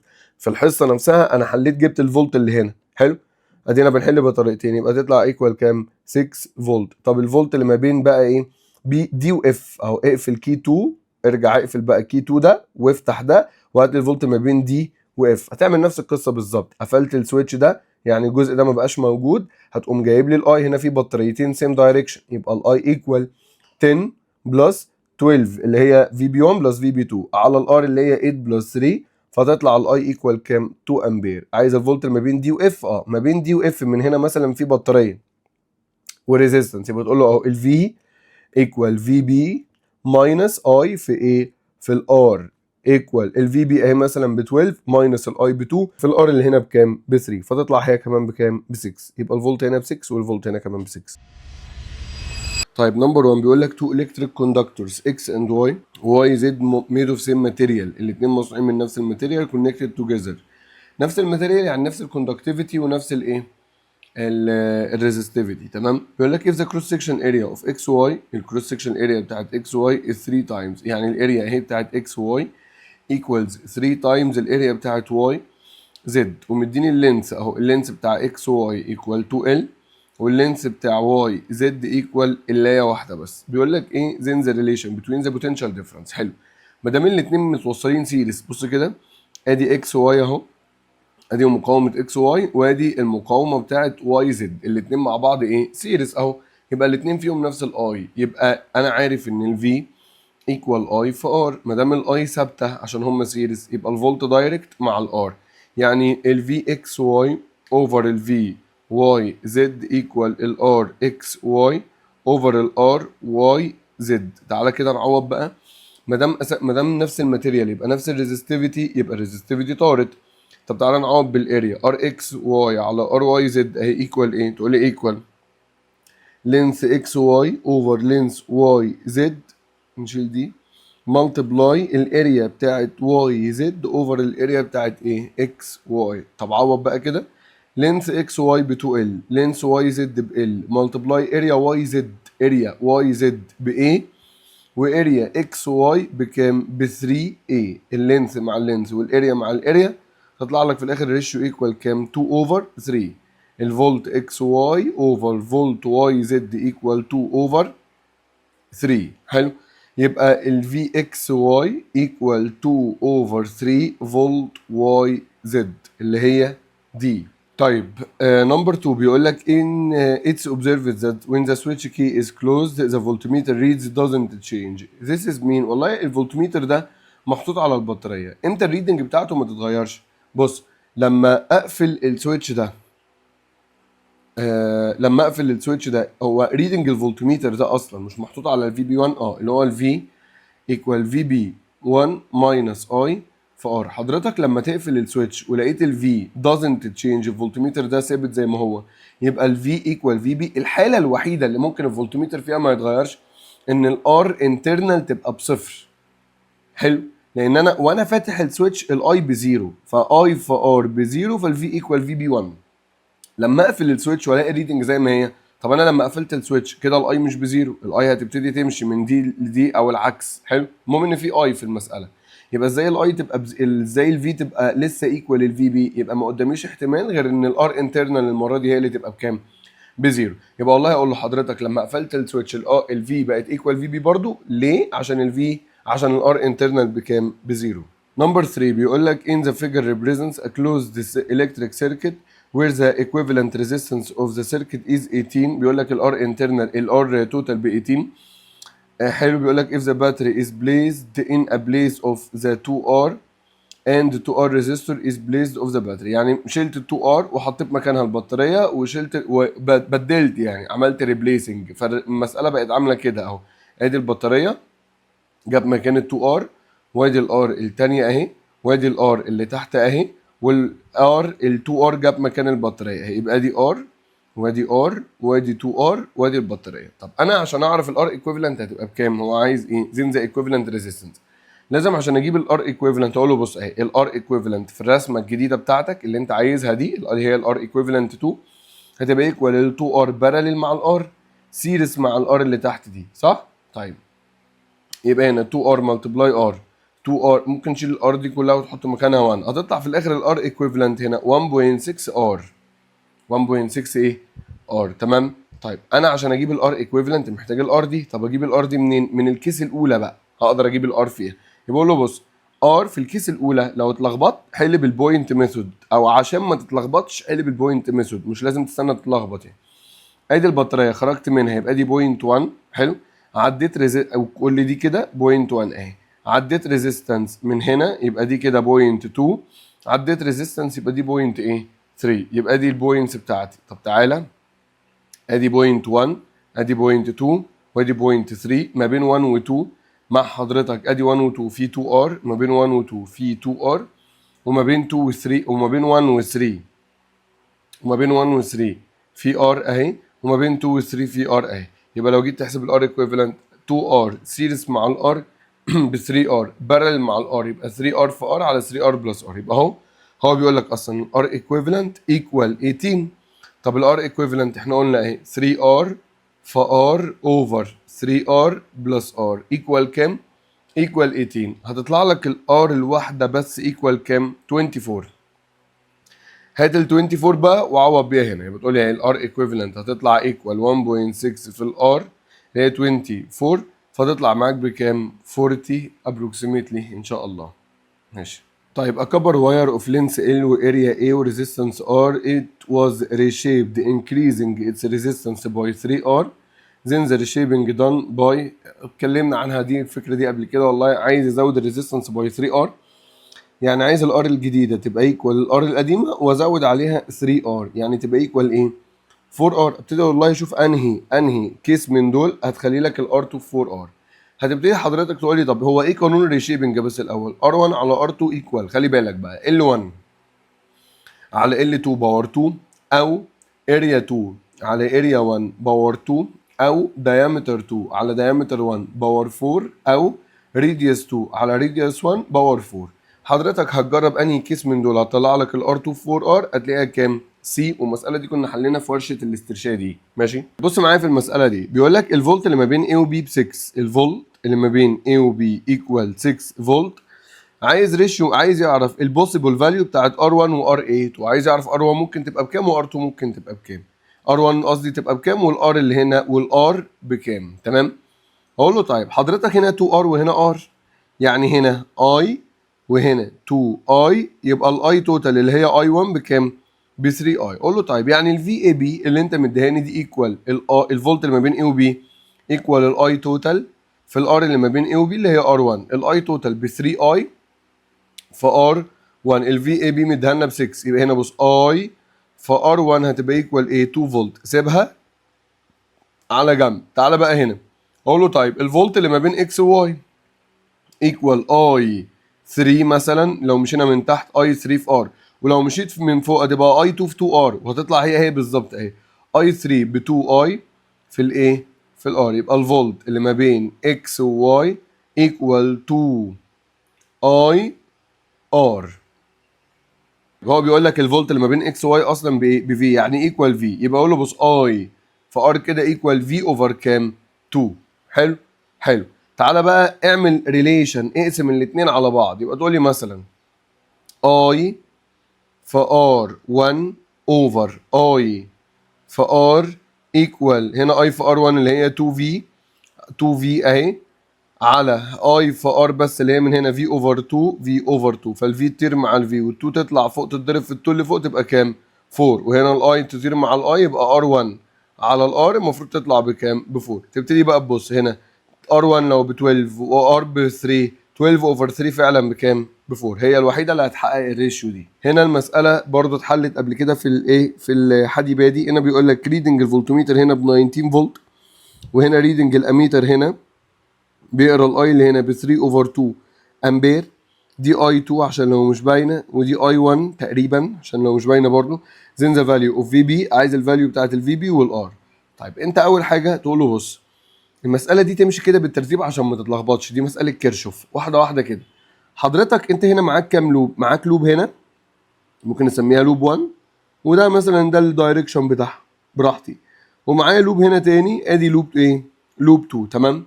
دي مش لوب لان ده فولتميتر متوصل على بطاريه، فتيجي تقول لي بص الفي ايكوال في بي ماينس اي في ار. ريدنج الفولتميتر هنا ب 19 والبطاريه ب 20 ماينس الاي اللي ماشيه هنا بكام؟ باي 1 ملتبلاي الار انترنال اللي هو مدالك بكام؟ ب 2. من هنا كده سوف نحصل على الاي 1 اللي هي بكام؟ هاف امبير. جبت اي 1. لو جيت تعمل كي سي ال بص كده اي 1 جايه منين؟ اهي اي 1 ماشيه هنا، يبقى ماشي هنا اهو اي 1، واي 1 ماشيه كده ماشي هنا اهو كمان اي ايه 1. حلو، يبقى اي 1 جايه لي من هنا. طب اعمل لي هنا كي سي ال، مين الاي اللي داخله؟ اي 2. مين اللي خارجه؟ 3 اوفر 2 واي 1. يبقى اهو اي 2 داخله ايكوال اي 1 بلس 3 اوفر 2، يعني اي 2 ايكوال اي 1 جبناها بهاف بلس 3 اوفر 2، فتطلع اي 2 ايكوال كام؟ ايكوال هاف بلس 1.5 فتطلع ب 2 امبير. ماشي حلو، يبقى جبنا الاي اللي هنا.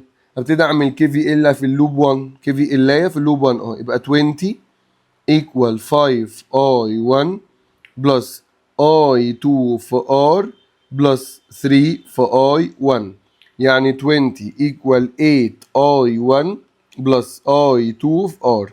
معاك كل حاجه. 20 ايكوال 8 اي 1 بكام؟ جايبينها بهاف بلس اي 2 بكام؟ جايبينها برضو ب 2 ملتبلاي الار. يبقى كده معانا كل حاجه نحسب بيها الار. هتطلع لك الار ايكوال كام؟ 7.5. جبت الار، اعمل كي في ال هنا وهات ايه؟ في الفي بي اللي هو عايز. يبقى كي في ال في لوب 2 اهو في بي ايكوال اي 2 في ار. هي دي اللوب كلها. اللوب اللي هنا ما فيهاش غير ريزيستنس وبطاريه. عوض يلا اي 2 ب 2 والار معانا بكام؟ 7.5 فتطلع ب 15. يبقى الفي بي 15 والار بكام؟ 7.5. هنا بيقول لك if if the lamp indicated by the arrow burned out، في اللمبه دي اتقفلت بقت اوبن سيركت. فاوبن سيركت هو عايز يعرف كام لمبه هتفضل مضاءه، كام لمبه هتفضل شغاله. يبقى له والله مبدئيا دي كده واحده اتشالت. الاوبن سيركت بيشيل اي حاجه سيريس معاه، يبقى ده كمان هيتشال. تعالى بقى عشان ما تتسرعش. طب الاثنين اللي تحت دول، الاثنين اللي تحت دول لو خلصتهم كده مع بعض هتلاقي الاثنين، لو خلصت الاثنين دول كده هتلاقيهم عباره عن ريزيستنس عامله كده اهي. ادي الريزيستنس اللي عامله كده، وادي اللمبه اللي هنا اهي لمبه، وادي البطاريه، وادي اللمبه الثانيه اللي على شمال اللي على يمين البطاريه دي، وادي اللمبه الثالثه. فبالتالي هتلاقي دي مش هيدخل لها اي كهرباء، ودول اللي بيلخبطوا. يعني كأن الكهرباء ماشيه كده اهي. هنا الكهرباء ولا هتدخل هنا ولا هتنزل هنا، الكهرباء هتمشي كده وترجع تاني للبطاريه. وصلت لها مسار مغلق، شورت سيركت مشيت فيها كده. يعني يعتبر الاثنين دول حصل عليهم قفله، فدول هيتقفلوا هم كمان. يبقى دي اللي هتنور ودي كمان ودي كمان، يبقى عدد اللامبس اللي هتنور هتبقى كام؟ 3. سؤال سهل الى حد ما بس يلخبط يعني. ماشي. نمبر 2 بيقول لك a metallic wire has a resistance 5 ohm. حلو، الريزيستنس equal 5 ohm if the wire is reshaped so the diameter is reduced to half. الديامتر الجديد equal half diameter 1. بيقول لك is the increase of the resistance. سؤال سهل بقى، عايز اعرف الريزيستنس الجديده هتبقى بكام. قول والله القانون بتاع الريشيبنج ايه؟ R1 over R2 equal diameter 2 على diameter 1 باور 4. تعال نعوض. R1 معاك ب 5، R2 انت عايزها diameter 2 معاك بهاف diameter 1، هاف diameter 1 وتحت فيه diameter 1 باور 4. اوعى تتلخبط، قانون الريشيبنج بيبقى باور 4. هتلاقي الديامتر طار مع الديامتر فطلعت 5 over R2 equal half باور 4 كروس مالتيبليكيشن وتقوم جايب R2 هتطلع بكام؟ 75. طيب The figure shows الفيجر اللي قدامك دي بيقول لك في لمبه الريزيستنس بتاعتها ب 3 اوم with several possible current passes. The power dissipated in the lamp is عايز يعرف الباور اللي هنا عشان اجيب الباور هنا الباور ايكوال اي سكويرد في ار. معاك الار يبقى انت عايز الاي، يبقى دي مساله كي سي ال كده ايه على ما اقسم. حلو. ال9 دي داخله، بص تعالى كده من اول هنا لو جيت تعمل كي سي ال هتلاقي في ال9 نازله كده، فال9 هتتقسم هنا وتتقسم هنا، هتتقسم في المسارين صح؟ الاي اللي مشيت هنا كده قد ايه؟ تعالى كده الاي اللي مشيت كده هو بيقول لك اتقسمت ل 4 و3، يبقى اللي كان داخل هنا كام؟ 7 صح؟ ما دام اللاين دخلت هنا طلع منها هنا 7 يبقى بقى هنا قد ايه؟ 2 امبير. ال2 ماشيه لي كده وال2 جايه كده من فوق، يبقى الاثنين اتجمعوا مشي هنا قد ايه؟ 4 امبير. يبقى انا عملت كي سي ال هنا وهنا وهنا كمان في الثلاث نقط دول. يبقى اجي اقول له الباور ايكوال الاي جبناها ب 4 سكويرد ملتبلاي الار اللي هي بكام؟ ب 3 اللي هي 16 ملتبلاي 3 اللي هي 48 واط. The figure represents a closed circuit containing two barriers, one of which has a known electromotive force VB. في بطارية مش عارفين الفولت بتاعها and several resistors connected together as shown. The value of the electromotive force VB of the battery is. عايز يعرف الفاليو بتاعت ال VB equal كام؟ اقول له حاضر. البطارية دي متوصلة opposite مع البطارية دي في اللوب اللي قدامي، يبقى احنا نعمل ايه؟ هنقوم رايحين نعمل كده على طول. ممكن نعمل كي سي ال، ممكن نعمل ايه؟ كي سي ال. طيب في حاجه الاي اللي جايه من هنا دي معناها ان في هي الاي جايه من اللوب اللي فوق، انهي بطاريه بتطلع الاي؟ تقول له مش عارف، هو ما قاليش حتى مين اكبر من التاني، بس انا ممكن استنتج ازاي؟ تقول لي بص، معنى ركز مع ال2 امبير اللي نازله لي دي، ال2 امبير جايه من هنا يبقى في اي جت كده اتقسمت هنا وهنا، لان الاي جايه من اللوب اللي فوق. انا متاكد ليه؟ لان هي اللي فيها بطاريات اصلا صح؟ اللوب اللي هنا دي ما فيهاش بطاريات، يبقى تيجي تقول لي الاي اللي جايه كده جايه مع انهي بطاريه؟ جايه عكس الفي بي، يعني جايه من البطاريه الكبيره بقى اللي هي 18، يبقى ال 18 مطلعه لي الاي وماشيه فيها كده ونزلت كده. حلو، يبقى الاي ماشيه كده. هي مش تفرق قوي معايا هنا على فكره الدايركشن، بس هتفرق ان انت تعرف تجيب الاي كويس يعني. حلو. طيب ال 2 امبير مشيت كده، يبقى الاي توتال اهي نازله اتقسمت هنا، انا هنا اهو يا شباب، اتقسمت هنا في ال 6 وهنا في الايه؟ في ال 3 اللي تحت. تيجي تقول لي والله دي ال 6 بارل مع 3، يعني الفولت اللي هنا هو الفولت اللي هنا اهو هو الفولت اللي هنا، يعني ممكن اقول اهو الفي اللي في ال 6 اوم ايكوال الفي اللي في ال 3 اوم.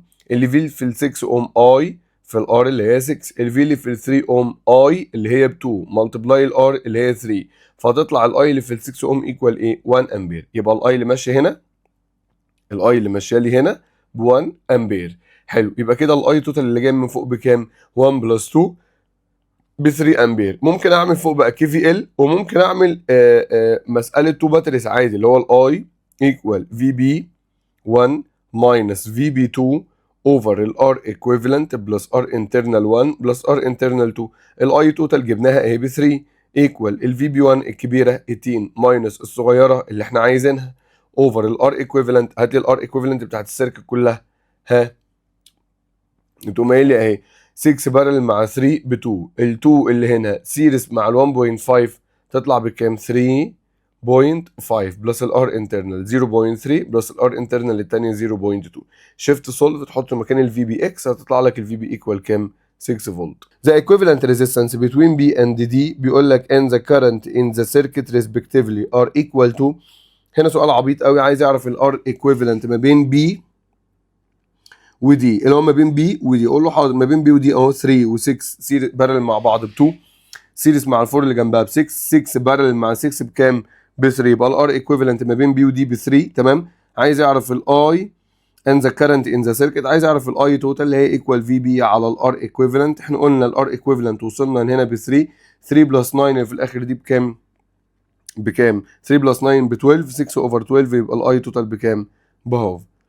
ماشي. هنا برضو السؤال ده كان في الحادي بادي، بيقول لك if the reading of the voltmeter V2 equal to 0 then the reading of V1. سؤال حلو طبعا.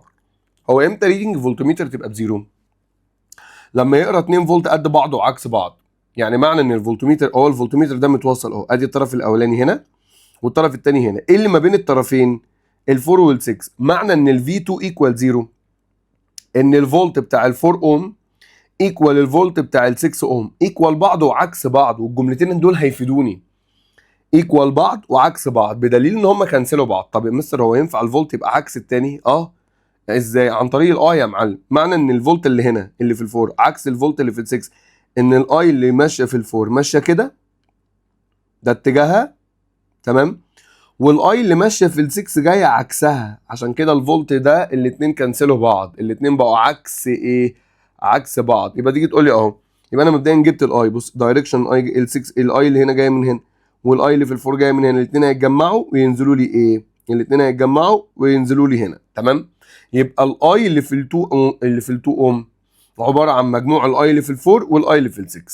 ماشي ماشي. الاي اللي في اهي اي 4 اوم، الاي اللي في ال4 اوم اهي، الفولت اللي في ال4 اوم اللي هنا هفكه ايه؟ اي في ار. الاي اهي جايه من هنا ب 3، يبقى 3 ملتبلاي الار ب 4 ايكوال الاي اللي في ال6 اوم مش معايا وعايزها، ملتبلاي ال 6 الفولت هنا الار هنا بكام؟ 6. يبقى الفولت ده اتفك اي في ار والفولت ده اتفك اي في ار. الاي اللي في ال 6 اوم تطلع هنا بكام كده؟ ب 2 امبير. يبقى الاي اللي جاي من هنا 3 والاي اللي جاي من هنا ب 2، 3 بلس 2 يبقى الاي اللي ماشي هنا بكام؟ ب 5.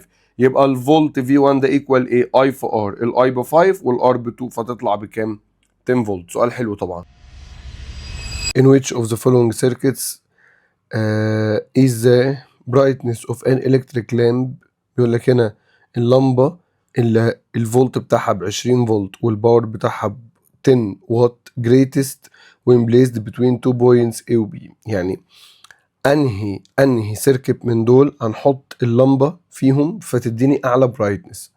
هقول له طيب هو المفروض اصلا الاي بتاعت اللامب بتبقى عالية، صح؟ ليه؟ عشان اقدر اخلي البرايتنس بتاعتها عالية. طب الاي بتاعت اللامب المفروض تبقى بكام؟ تقولي هو الباور اللمبة محتاجاه كام؟ على الفولت اللي اللمبة محتاجاه. الباور بتاع اللمبة بكام؟ 10، الفولت بتاعها كام؟ 20. يعني المفروض اللمبة دي تاخد كام اصلا؟ هاف امبير. باشا اقل من هاف امبير مش هتنور، ماشي؟ عشان بس نبقى متفقين. فلما تيجي هنا توصل اللمبة مع سيركت ايه، هتلاقي اللمبة خدت أقل من هاف أمبير. ليه؟ لأن الباور هنا الفولت هنا ب 30 فولت والريزيستنس هنا ب 10، فهتحسب مقاومة اللمبة نفسها هتلاقي الأي اللي هنا أقل من هاف. واحدة بس اللي هتلاقي اللمبة بتاع البرايتنس أو الأي هتبقى بهاف، اللي هي مين؟ سيركت بي. يبقى لما نيجي نحط اللمبة كده في سيركت بي، أدي اللمبة بتاعتنا، نبتدي نحسب الار ايكويفالنت. يعني تيجي تحسب الار بتاعت اللامب هتبقى ايكوال ايه؟ تقول لي والله الار انا عارف ان الباور ايكوال في سكويرد على الار، يعني الار ايكوال في سكويرد على الايه؟ على الباور، صح؟ يعني 20 باور 2 على الباور اللي هو ب 10، فيطلع ايكوال قد ايه؟ 40 اوم. حلو. تيجي تحط اللمبة هنا، ال 40 اوم بتاعتك هنا هتبقى 40 اوم بارل مع 40 اوم ب 20، سيرس مع 20 اوم اللي جنبها هتبقى 40. يبقى الار ايكويفالنت هنا هتطلع بكام؟ 40 اوم. تيجي تحسب الباور او الاي اللي في اللمبه، تقول لي والله الاي ايكوال في على ار، الفولت هنا في 40 على الار انت جايبها في 40، فتطلع بكام؟ 1 امبير. الاي ماشي هنا ب 1 هنا ب 1، تتقسم هنا بالنص بالظبط. ليه؟ عشان هنا في 40 وهنا 40، فالار قد الار، تبقى الاي قد الاي. يبقى الاي اللي فوق هتطلع بهاف، الاي اللي فوق هتطلع بهاف، والاي اللي تحت هي كمان هتطلع بهاف، وده اللي احنا عايزينه اصلا. Uniform wire with a resistance of 9 ohm has been divided into 3 equal parts. قسمناها معاك سلك المقاومة بتاعته ب 9 ohm، قسمناها 3 equal parts. يعني الريزيستنس دي اتقسمت على 3، يعني مقاومة كل بارت equal كام؟ 3 ohm. was بيقول لك ايه؟ بارت اكس بقى عملنا فيه ايه؟ was stretched to double to its length. يعني اللينث بتاع اكس بقى equal 3، لينث اكس 2 يبقى equal 3 لينث اكس 1. بارت واي was reshaped to double its cross section area. يعني الاريا بتاعت واي الجديدة بقت equal دبل الاريا بتاعت الواي القديمة، وده حصل له ايه؟ قلنا reshaped، عشان هنعوض دلوقتي بقانون reshaped. and part Z was kept at ايه؟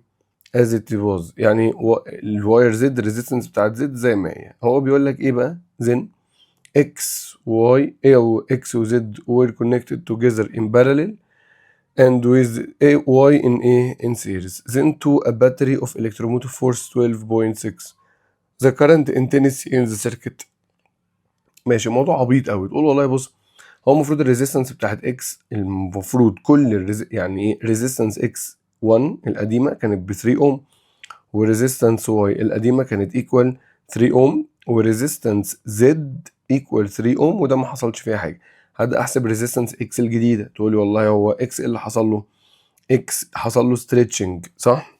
طيب ستريتشنج، ايه القانون بتاع الستريتشنج؟ تقول لي والله بص، طيب ما هي الستريتشنج هي ريشيبد، فتيجي تقول لي والله الار بتاعت اكس في الاول على الار اكس الجديده اللي احنا عايزينها ايكوال ال1 على ال2 باور ايه 2. الار اكس في الاول كانت بكام؟ ب 3 على الار اكس الجديده اللي احنا عايزينها ايكوال ال في الاول كانت ب ال، ال اكس زادت بقت ايه؟ بقت 3 ال، كل الكلام ده باور 2، ال مع ال، فالار اكس 2 هتطلع ايكوال كام؟ 3 ملتبلاي 9. ثواني بس، ده دي قال لي دبل اتس لينس مش 3 تايمز. حلو، يبقى دي دبل مش 3 تايمز، فتطلع 3 ملتبلاي 4، يبقى الار اكس الجديد ايكوال كام؟ 12. يبقى دي الار اكس اللي احنا هنشتغل بيها. طب الار واي هنعمل نفس القصه اهو، ار واي 1 اوفر ار واي 2 ايكوال، هو المره دي بنتكلم عن الاريا، يبقى ايكوال اريا 2 على اريا 1 باور 2. ار واي 1 في الاول كانت 3، ار واي 2 احنا عايزينها اللي هي الجديده، الاريا اللي حصل لها بقت الدبل، والاريا اهي يبقى باور 2، الاريا مع الاريا يبقى الار واي الجديده هتطلع ايكوال كام؟ 2 اوفر 3 اوفر 4، يبقى الار واي 2 هتطلع ايكوال 3 اوفر 4 اوم. حلو، ابتدي بقى اوصل التوصيله اللي هو قال لك عليها دي، نوصلها كده على جنب. هو بيقول لك ايه؟ بيقول لك واير اكس وواي اتوصلوا مع بعض together in parallel، اكس وزد اتوصلوا باراليل، اكس اهو اللي احنا جايبينه ب 12، وزد اهو اللي احنا جايبينه ب 3 ما اتغيرش، وبعدين ان سيريس متوصلين سيريس مع واي اللي هو طلع في الاخر ب 3 اوفر 4. كل الكلام ده متوصل مع بطارية، البطارية الفولت بتاعها بكام؟ 12.6. بس عايز الاي، اقول له حاضر خلاص، الاي ايكوال في بي اللي هي 12.6 على الار ايكويفالنت، والار انترنال بزيرو. احسب الار ايكويفالنت، هتعمل لي 12 بارل مع 3، 12 بارل مع 3 سيريس مع 3 اوفر 5، تطلع الار ايكويفالنت كلها بكام؟ 3.15. يبقى الاي في الاخر هتطلع ب 4 امبير. حلو، يعني هو يعني هي مساله كبيره قوي، يعني هو جايب لي بالظبط كده مسالتين ريشيو ومساله عاديه، يعني المساله دي فيها 3 مسائل بالظبط، مساله الريشيو بتاعت اكس ومساله الريشيو بتاعت واي، وبعدين جمعتهم في مساله بقى عاديه. يعني مساله كبيره قوي ان هي تيجي على ايه؟ على امتحان يعني. ماشي، بيقول لك the showing closed electric circuit if the potential difference between the two ends of the R is 4. هنا ال potential difference between ال resistance اللي هي R دي equal كام؟ 4 فولت. تمام، so the choice correctly describes the electric cell in the circuit. عايز يعرف انهي statement من دول صح؟ هل ال internal resistance بزيرو، ولا ال internal resistance بR، ولا ال internal ب 2R، ولا 4R؟ حلو جدا، حلو السؤال ده، حلو وجديد شويه يعني. طب لما دي الار تبقى عليها 4 فولت، يبقى تعالى لي هنا كده، يبقى تيجي تقول لي دي 2 ار ودي 2 ار، يعني الاثنين بارل مع بعض، يبقى الار ايكويفالنت بتاعتهم بكام؟ بار. يبقى الجزء ده برضو عليه قد ايه؟ 4 فولت. ما هي الار بتاخد 4 فولت، ما هي دي ودي بارل مع بعض بار، يبقى هياخدوا الاثنين مع بعض 4 فولت. طب دي 2 ار هتاخد الار الواحده بتاخد 4 فولت، دي 2 ار بقى تاخد قد ايه؟ 8 فولت. يعني المفروض الفي توتال التيرمينال فولتج بتاعت البطاريه تبقى كام؟ 4 بلس 4 بلس 8 اللي هي تطلع بكام؟ ب 16 فولت. طب انا عارف ان الفي ايكوال في بي ماينس اي في ار، الفي احنا جايبينها ب 16 ايكوال الفي بي اللي هو مديها لنا ب 20 ماينس الاي في الايه؟ في الار اللي هو كله على بعضه كده اي في ار. تمام، يبقى كده الاي في الار اللي هو الفولتج دروب ده هيطلع ايكوال كام؟ هيطلع ايكوال 4 فولت. يعني الار انترنال بتاخد كام فولت؟ اهي 4 فولت، زي مين؟ زي الار بالظبط. يبقى اقول له الار انترنال بتاعتنا بكام؟ بار. طبعا لو كنا حسبنا الفولت هنا في الاخر طلع لنا ب 20، كنت اقول له خلاص البطاريه الفولت بتاعها ب 20، واحنا مستهلكين ال 20 كلهم اصلا اوريدي، يبقى مفيش ار انترنال. لكن احنا طلعنا ان البطاريه الفولت بتاعها ب 20 واحنا مستهلكين 16، يبقى الار انترنال واخده 4 فولت.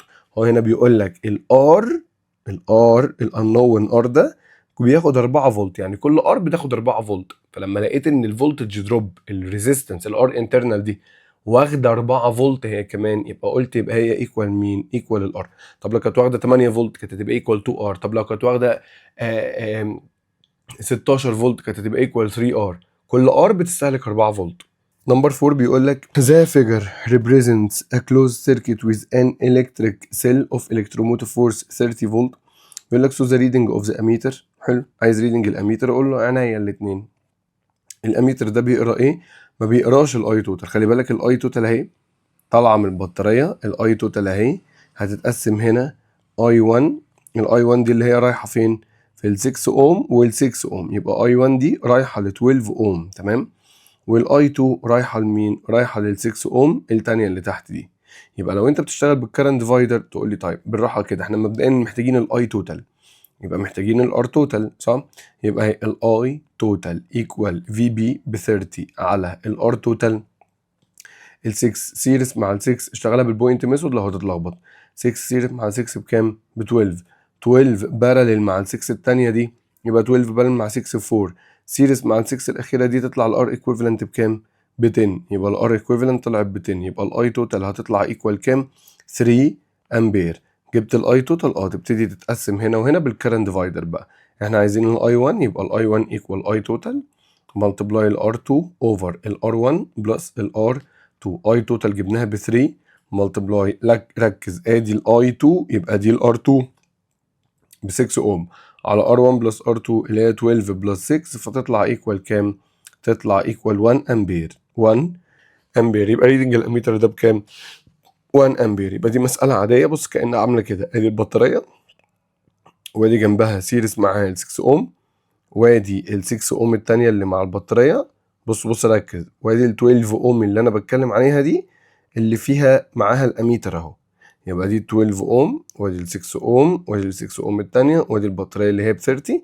جبنا الاي توتال، الاي توتال اتقسمت هنا وهنا، انا سميت دي اي 1 يبقى ال 12 دي ار 1 ودي اللي احنا عايزينها، وسمينا دي اي 2 يبقى ال 6 دي هي مين؟ هي الار 2.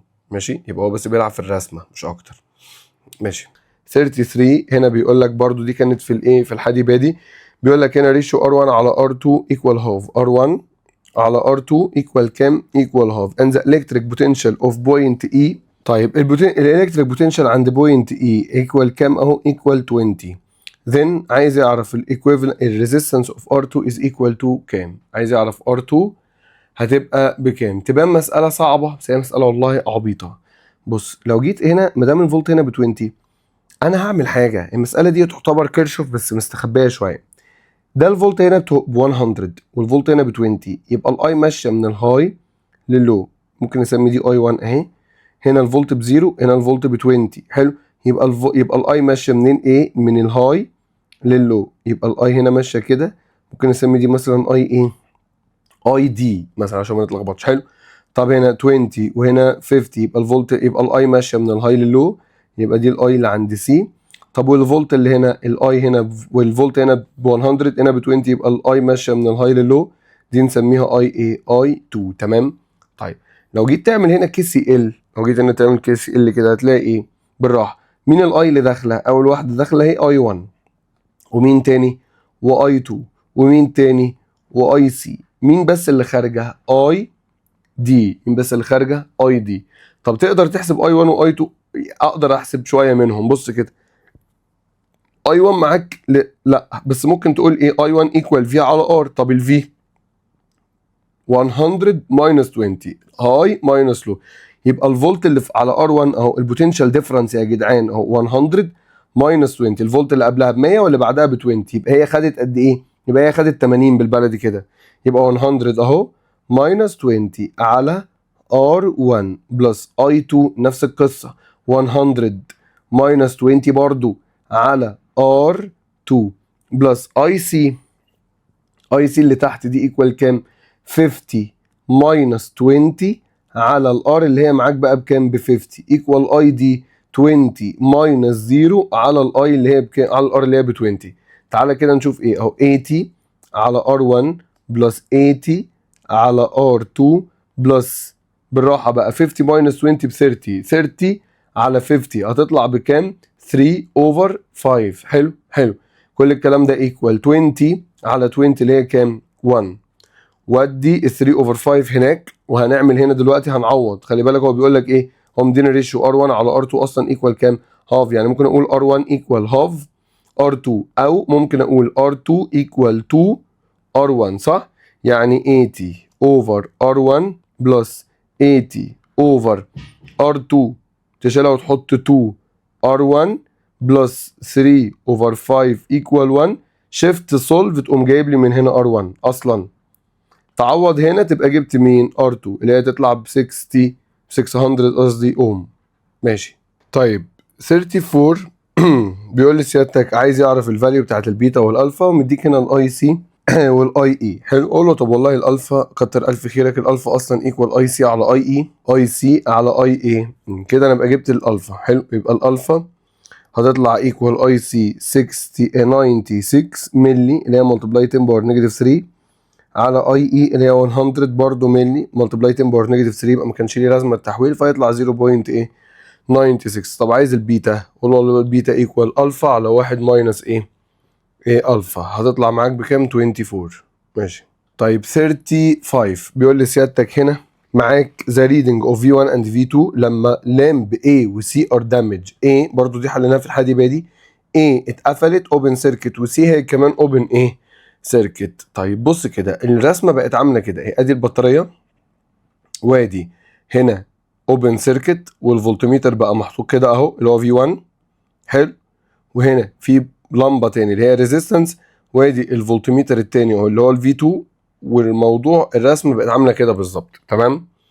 طيب هو هنا حضرتك قول لي حضرتك، هي لما بقى في اوبن سيركت ما تقوليش الاي هتمشي في الفولتميتر، مش هينفع، ما فيش حاجه اسمها كده.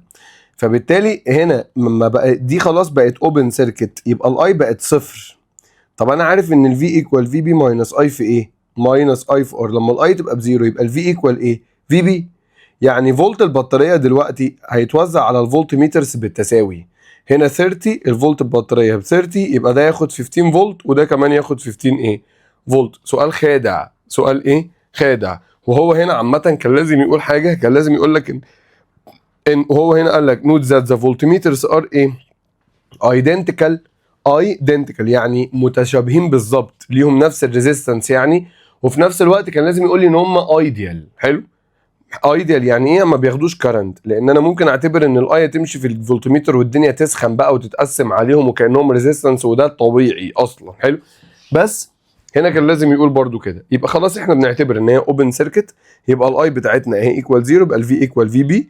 يعني الفولت اللي طلع من البطاريه دلوقتي هيتقسم على الفولتميتر ده والفولتميتر التاني ده بالتساوي، لان اصلا اللي في النص دي خلاص اتقفلت. يعني دول لما اتقفلوا دي كمان اتقفلت خلاص، فالرسمه كلها بقت اوبن سيركت، يعني كأن الفولتميترز متوصله على البطاريه بس كده. شكرا.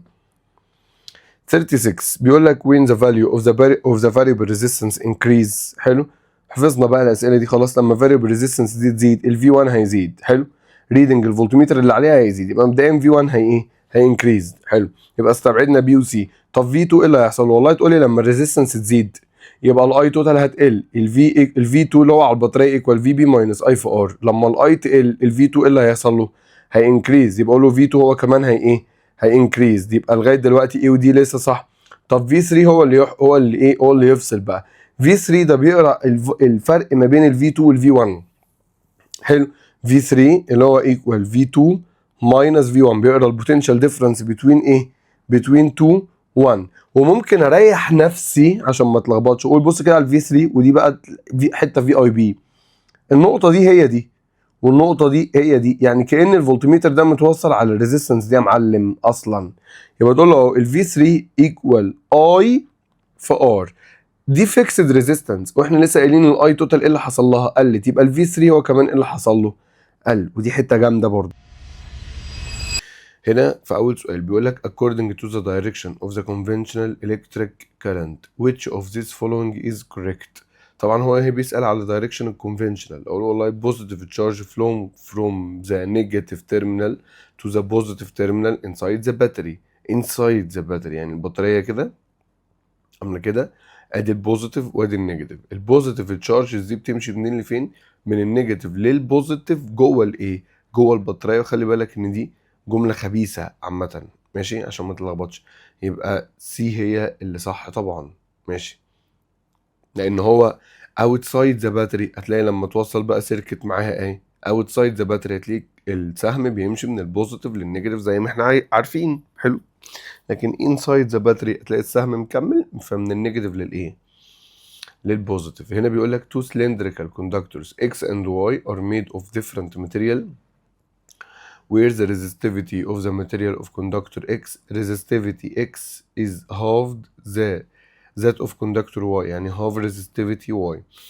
بيقول لك if the diameter of conductor X diameter X equal half that of the conductor Y اللي هو diameter Y to make the electric resistance of the two conductors are equal. يعني انا عايز ال Rx resistance X تبقى equal resistance مين Y. then the length of conductor X. ماشي حلو. اقول والله RA Rx على Ry equal rho X over rho EY multiply length X over length Y multiply diameter Y over diameter X power 2. resistance X على Y احنا عايزينهم يبقوا equal. حلو. يبقى الريشيو 1 to 1. رو X على رو Y رو X بهاف رو Y وتحت اهو رو Y multiply ال X على ال Y اللي هو بيسأل عليها اصلا. هو عايز ريشيو اللينز بيقول لك اعمل ايه في اللينز عشان اخلي الريزيستنس ايكوال. مالتبلاي diameter Y على diameter X. diameter Y اهو diameter X بهاف diameter Y. كل الكلام ده باور 2. diameter Y مع diameter Y رو Y مع رو Y فيطلع ايكوال ايه اهو 1 ايكوال. يبقى هنا هاف مالتبلاي ال X على ال Y اللي انت عايزها مالتبلاي 1 over half باور 2 يعني 2 باور 2 اللي هي تطلع بكام 4. اعمل شيفت سولف هتطلع لك ال X على ال Y ايكوال ايه اهو ال X over ال Y هاف مالتبلاي 4 بكام ب 2 2 تروح هناك بالديفايد يبقى ال X على ال Y تطلع بكام بهاف. يعني هنا بقى تعالى نشوف انهي واحد صح. بيقول لك the length of conductor X هو عايز يبدأ ب LX يبقى LX تبقى equal half LA Y اللي هي B. طيب نمبر 3 بيقول لك ايه؟ بيقول لك the figure represents a simple electric circuit that's contained a fixed ohmic resistance R ومعاك variable resistance اللي هي rheostat. بيقول لك that connected to an electric cell of electromotive force VB and the internal resistance R. بيقول لك if RV الريوستات دي اكبر بكتير من الايه من الريزيستنس then the potential difference. ركز بقى عشان ما تلخبطش. then the potential difference between across the RV increased as the value of the RV increased. كمان قول له صح. ايوه طبعا انا عارف كل ما الريوستات كل ما الريزيستنس بتزيد كل ما الفولت اللي عليها بيزيد. ماشي. بيقول لك the potential difference across the internal resistance are increased as the value of the RV increased. طب تعالى نشوف. هي مش ال V equal VB minus I في R وهو ده الفولت اللي على ال R internal. ايوه. طب حضرتك لما بتزود الاي لما بتزود الريوستات الاي بتقل اصلا فبالتالي ده كله بيقل مش بيزيد. يبقى دبل اي غلط. طب تريبل اي the potential difference across the terminals of the battery increased as the value of the RV increased. تقول له ليه؟ لما حضرتك بتزود الريوستات قلنا ده كله بيقل ولما ده بيقل ده بعد الماينس فده إيه اللي يحصل له يزيد. ده اسمه potential difference across the terminals of the battery. يبقى اي صح وتريبل اي ايه صح اللي هي بي. طيب نمبر 4 بيقول لي سيادتك ايه في نمبر 4 هنا. المسألة دي كانت شبه مسألة بالظبط اتحلت في الحديبادي هي. ماشي. بيقول لك the figure represents an electric circuit contains 3 cells. ماشي عمال يوصف. بيقول لك an open switch السويتش ده open and ammeter the ratio between the ammeter reading before and after closing the switch. ماشي حلو. عايز يعرف لما ratio between ammeter reading before and after يعني قبل ما اقفل السويتش يعني هو في الكيس اللي هو فيها دي. هقول له طيب حضرتك فاتح السويتش دي مش موجودة ودي مش موجودة صح. يبقى الاميتر بيقرا ايه؟ بيقرا الاي توتال ما بين البطاريتين دول اللي هم اوبوزيت مع بعض صح. يبقى تيجي تقول لي الاي ايكوال 8 ماينس 4 اوفر الار اللي هي 4 بلس 2. البطاريه دي عكس البطاريه دي والار توتال هنا 2 بلس 4 بكام؟ ب 6. 8 ماينس 4 ب 4 اوفر 6 يبقى 4 اوفر 6 اللي هي 2 اوفر 3 امبير. يبقى دي الاي توتال في الكيس الاولى اللي هي قبل ما اقفل السويتش. طب بعد ما اقفل السويتش تقولي لا دي قصه بقى. حضرتك لما تقفل السويتش هتبتدي تعمل ايه؟ هتبتدي عايز تجيب الاي اللي خارجه اللي الاميتر بيقراها. طيب حضرتك هنا الموضوع هيكبر شويه، معلش ليه؟ عشان انت عشان تجيب ريدنج الاميتر ده، دلوقتي الاميتر ده بيقرا الاي اللي ماشيه في الايه، في اللوب اللي هو مديك اتجاهها اهو، ماشي؟ فممكن نسميها مثلا اي 1. حلو. طب انا عشان اجيب اي 1 دي، اي 1 دي يا باشا داخله هنا صح؟ اي 1 دي دلوقتي داخله هنا، فاي 1 دي هنا في اي تاني ممكن نسميها هنا اي 2، ماشي؟ وفي هنا اي تالتة ممكن نسميها هنا اي ايه، اي 3. كان لازم يديني اتجاهات الايات، تمام؟ يبقى انا عشان اجيب اي 1 ده انا لازم اجيب اي 2 ولازم اجيب اي 3. هعمل ايه؟ مفيش حل تاني. يبقى هنضطر نحل بايه؟ بكيرشوف للاسف، ماشي؟ مش للاسف قوي يعني، الموضوع بسيط. حضرتك هتقف هنا وتعمل لي كي سي ال، عملناها اصلا خلاص، يعتبر اهي اي 1 داخله واي 3 داخله ايكوال اي 2 عشان هي الوحيده اللي خارجه، نسميها دي ايكويشن ايه 1. طب خش على لوب، هعمل هنا اهو لوب، غير بس البتاع، خلينا بالاحمر بقى خلاص. حلو. هنعمل هنا لوب، بص اللوب بتاعتي اهي عامله كده اهي، ده اللوب بتاعتي، تمام؟ طيب ممكن نمشيها كده اهي مع البطاريه الكبيره. يلا يا باشا اعمل اللوب بتاعتك، نسمي دي لوب 1 اهي. لوب 1 تقول لي والله 8 ماينس 4، ممكن نكبرها بس شويه، 8 ماينس 4 اللي هو خلصت البطاريات، ايكوال ايه، 4 اي 1. حلو. اللوب بتاعتك طالعه والاي 2 برضو هنا طالعه، يبقى تيجي تقول لي بلس 2 اي 2. 8 ماينس 4 ب 4 ايكوال 4 اي 1 بلس 2 اي 2. سمي لي دي ايكويشن نمبر 2. خش اعمل لي كي في ال في اللوب الثانيه دي، ادي دايركشن اللوب بتاعتك اهي، 8 ماينس 4 برضو ايكوال، بس في اللوب الثانيه بقى ايكوال ايه، ايكوال 2 اي 3 بلس 2 اي 2. حلو. سميها لي ايكويشن رقم 3. كده معانا 3 ايكويشنز في 3 unknown، هنرتبهم بس وندخلهم على الكالكوليتر مش اكتر. رتب اهو. اول اول ايكويشن هي كي سي ال اي 1 ماينس اي 2 بلس اي 3 ايكوال 0. تاني ايكويشن بالراحه، 4 اي 1 بلس 2 اي 2 بلس 0 اي 3 ايكوال 4. تالت ايكويشن مفيش اي 1 يبقى 0 اي 1 بلس 2 اي 2 بلس 2 اي 3 ايكوال كام؟ ايكوال 8 ماينس 4 اللي هي 4. حلو. شيفت سولف بقى، لا مش شيفت سولف قصدي، مود 5 3، او على حسب الايكويشن بتاعتك بتجيب الايكويشن اللي فيها 3 unknowns، هتلاقيها حاطه لك كده A B C D، فيها A B C D، تمام؟ هو بالنسبه له هي 3 اربع ترمات يعني، ادي ده اسمه A وده اسمه B وده اسمه C وده اسمه ايه D، تمام؟ هتبتدي تدخل الكوفيشنتس وتسولف باي كالكوليتر، تقول لي اي 1 هتطلع لك اي 1 اللي انت عايزها اصلا 0.4 امبير، وبالمره كمان جبنا اي 2 وهتلاقي نفسك جبت كمان اي ايه 3. طب خلاص عايز ايه؟ عايز هو بقى الريدنج زي ما قلنا بقى، ما تنساش عايزين الريدنج بيفور على افتر، يبقى اقول له الاي بيفور على الاي افتر. الاي بيفور جبناها ب 2 اوفر 3، الاي افتر طلعت معانا ايه ب 0.4، فتطلع الريشيو في الاخر 5 اوفر كام 3 اللي هي لتر A. طيب نمبر 33 ماشي، دي برضو كانت في الايه، كانت في اللهم صل على النبي، كانت في اسمها ايه دي، الحادي بادي برضو، ماشي؟ هنا بيقول لك in showing figure represents a closed circuit of VB، ماشي؟ if VB and VQ are electric potentials of the two، ماشي كمل، then the choice that express، بيقول لك VB اكبر ولا VQ، ماشي؟ بيقول لك ايه كمان the potential difference between them equal قد ايه. طب اقول له والله بالراحه كده، حضرتك لازم عشان تعرف البوتنشال ديفرنس لازم هتجيب الاي كده كده، يبقى تيجي تقول له الاي في السيركت دي كده ايكوال ايه، في بي اللي هي 18 على الار ايكويفالنت 5 بلس 10 ب 15، 10 بلس 5 ب 15، 15 بارل مع 15 بكام 7.5 بلس الار انترنال 1.5، فتطلع الاي بكام 2 امبير. حلو بالراحه بقى، بص بقى عشان هنعمل حركه جميله كده. هو البوتنشال عشان اجيب البوتنشال عند بوينت بي لازم اقارنها بنقطه تاني. يعني ايه يا مستر؟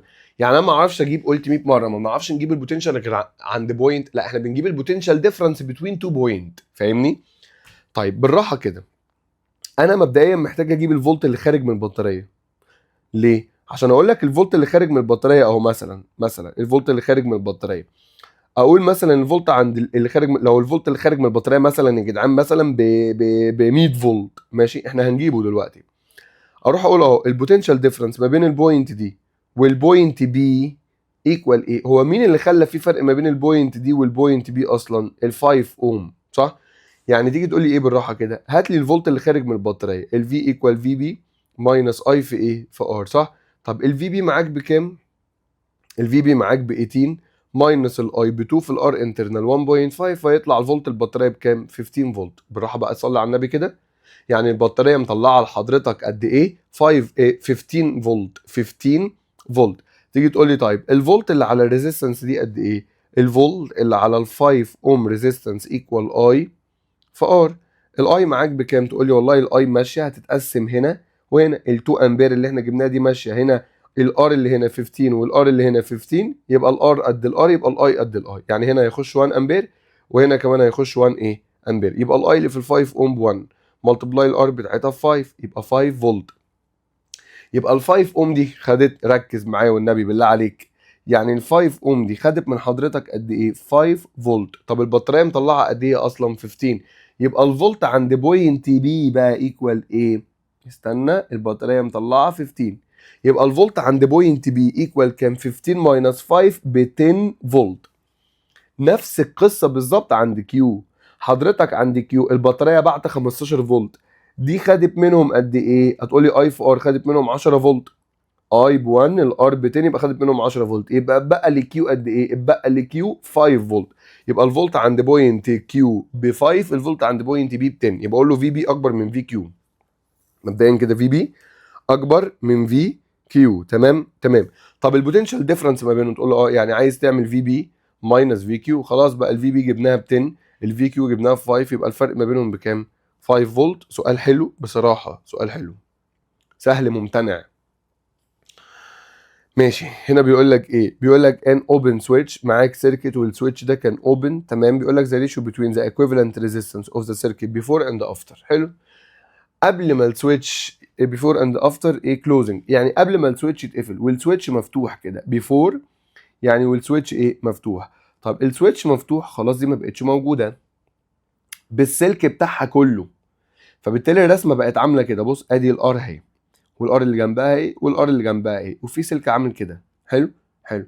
لو جيت تعمل بوينت ميثود مع انها مش مستاهله، هتلاقي دول حصل عليهم شورت سيركت فاتشالوا اصلا، فبقى مين بس؟ الار. يبقى الار ايكويفالنت في الحاله بيفور ايكوال ار. طب افتر بقى، استنى عشان ما تتلخبطش، افتر يعني بعد ما حضرتك تقفل السويتش. تعالى كده يعني في الرسمه اللي قدامك دي، تعالى كده نعمل بوينت ميثود، هتلاقي في هنا بوينت 1، كل ده بوينت 1. حلو. هتعدي ريزيستنس يبقى في هنا بوينت 2، هنا عديت ريزيستنس، كل ده يبقى في هنا بوينت ايه؟ هنا عديت ريزيستنس يبقى في هنا بوينت 3. تمام. يبقى تيجي تقول لي اهو ادي 1 ادي 2 وادي 3، ما بين 1 و 2 في ار، صح؟ ادي الار اهي اللي ما بين 1 و 2، ما بين 1 و 2 تاني اهي في ار تاني اهي. طب ما بين 1 و 3 في ار اهي اللي هي دي. طب ما بين 2 و 3 في ار، ما بين 2 و 3 في ار اهي. يبقى تيجي تخلص اهو، دي مع دي باراليل بهاف ار، سيريس مع اللي جنبها هاف بلس 1 ب 1.5، باراليل مع الار اللي فوق. يبقى الار في الكيس بتاعت افتر دي هتبقى ايكوال ايه يا عمي؟ الار في الكيس دي هتبقى ايكوال ايه؟ اللهم صل على النبي، احنا قلنا ايه؟ 1.5 باراليل مع 1، يبقى 1.51 على 1.5 بلس ايه 1، هتطلع لحضرتك بكام؟ هتطلع لحضرتك 3 اوفر 5 ار. يبقى الكيس بيفور بار وافتر ب 3 اوفر 5 ار. لما تيجي تقسم الاثنين على بعض، هو عايز ايه؟ بيفور على افتر، يعني ار اوفر 3 اوفر 5 ار، فتطلع 5 اوفر 3 ار.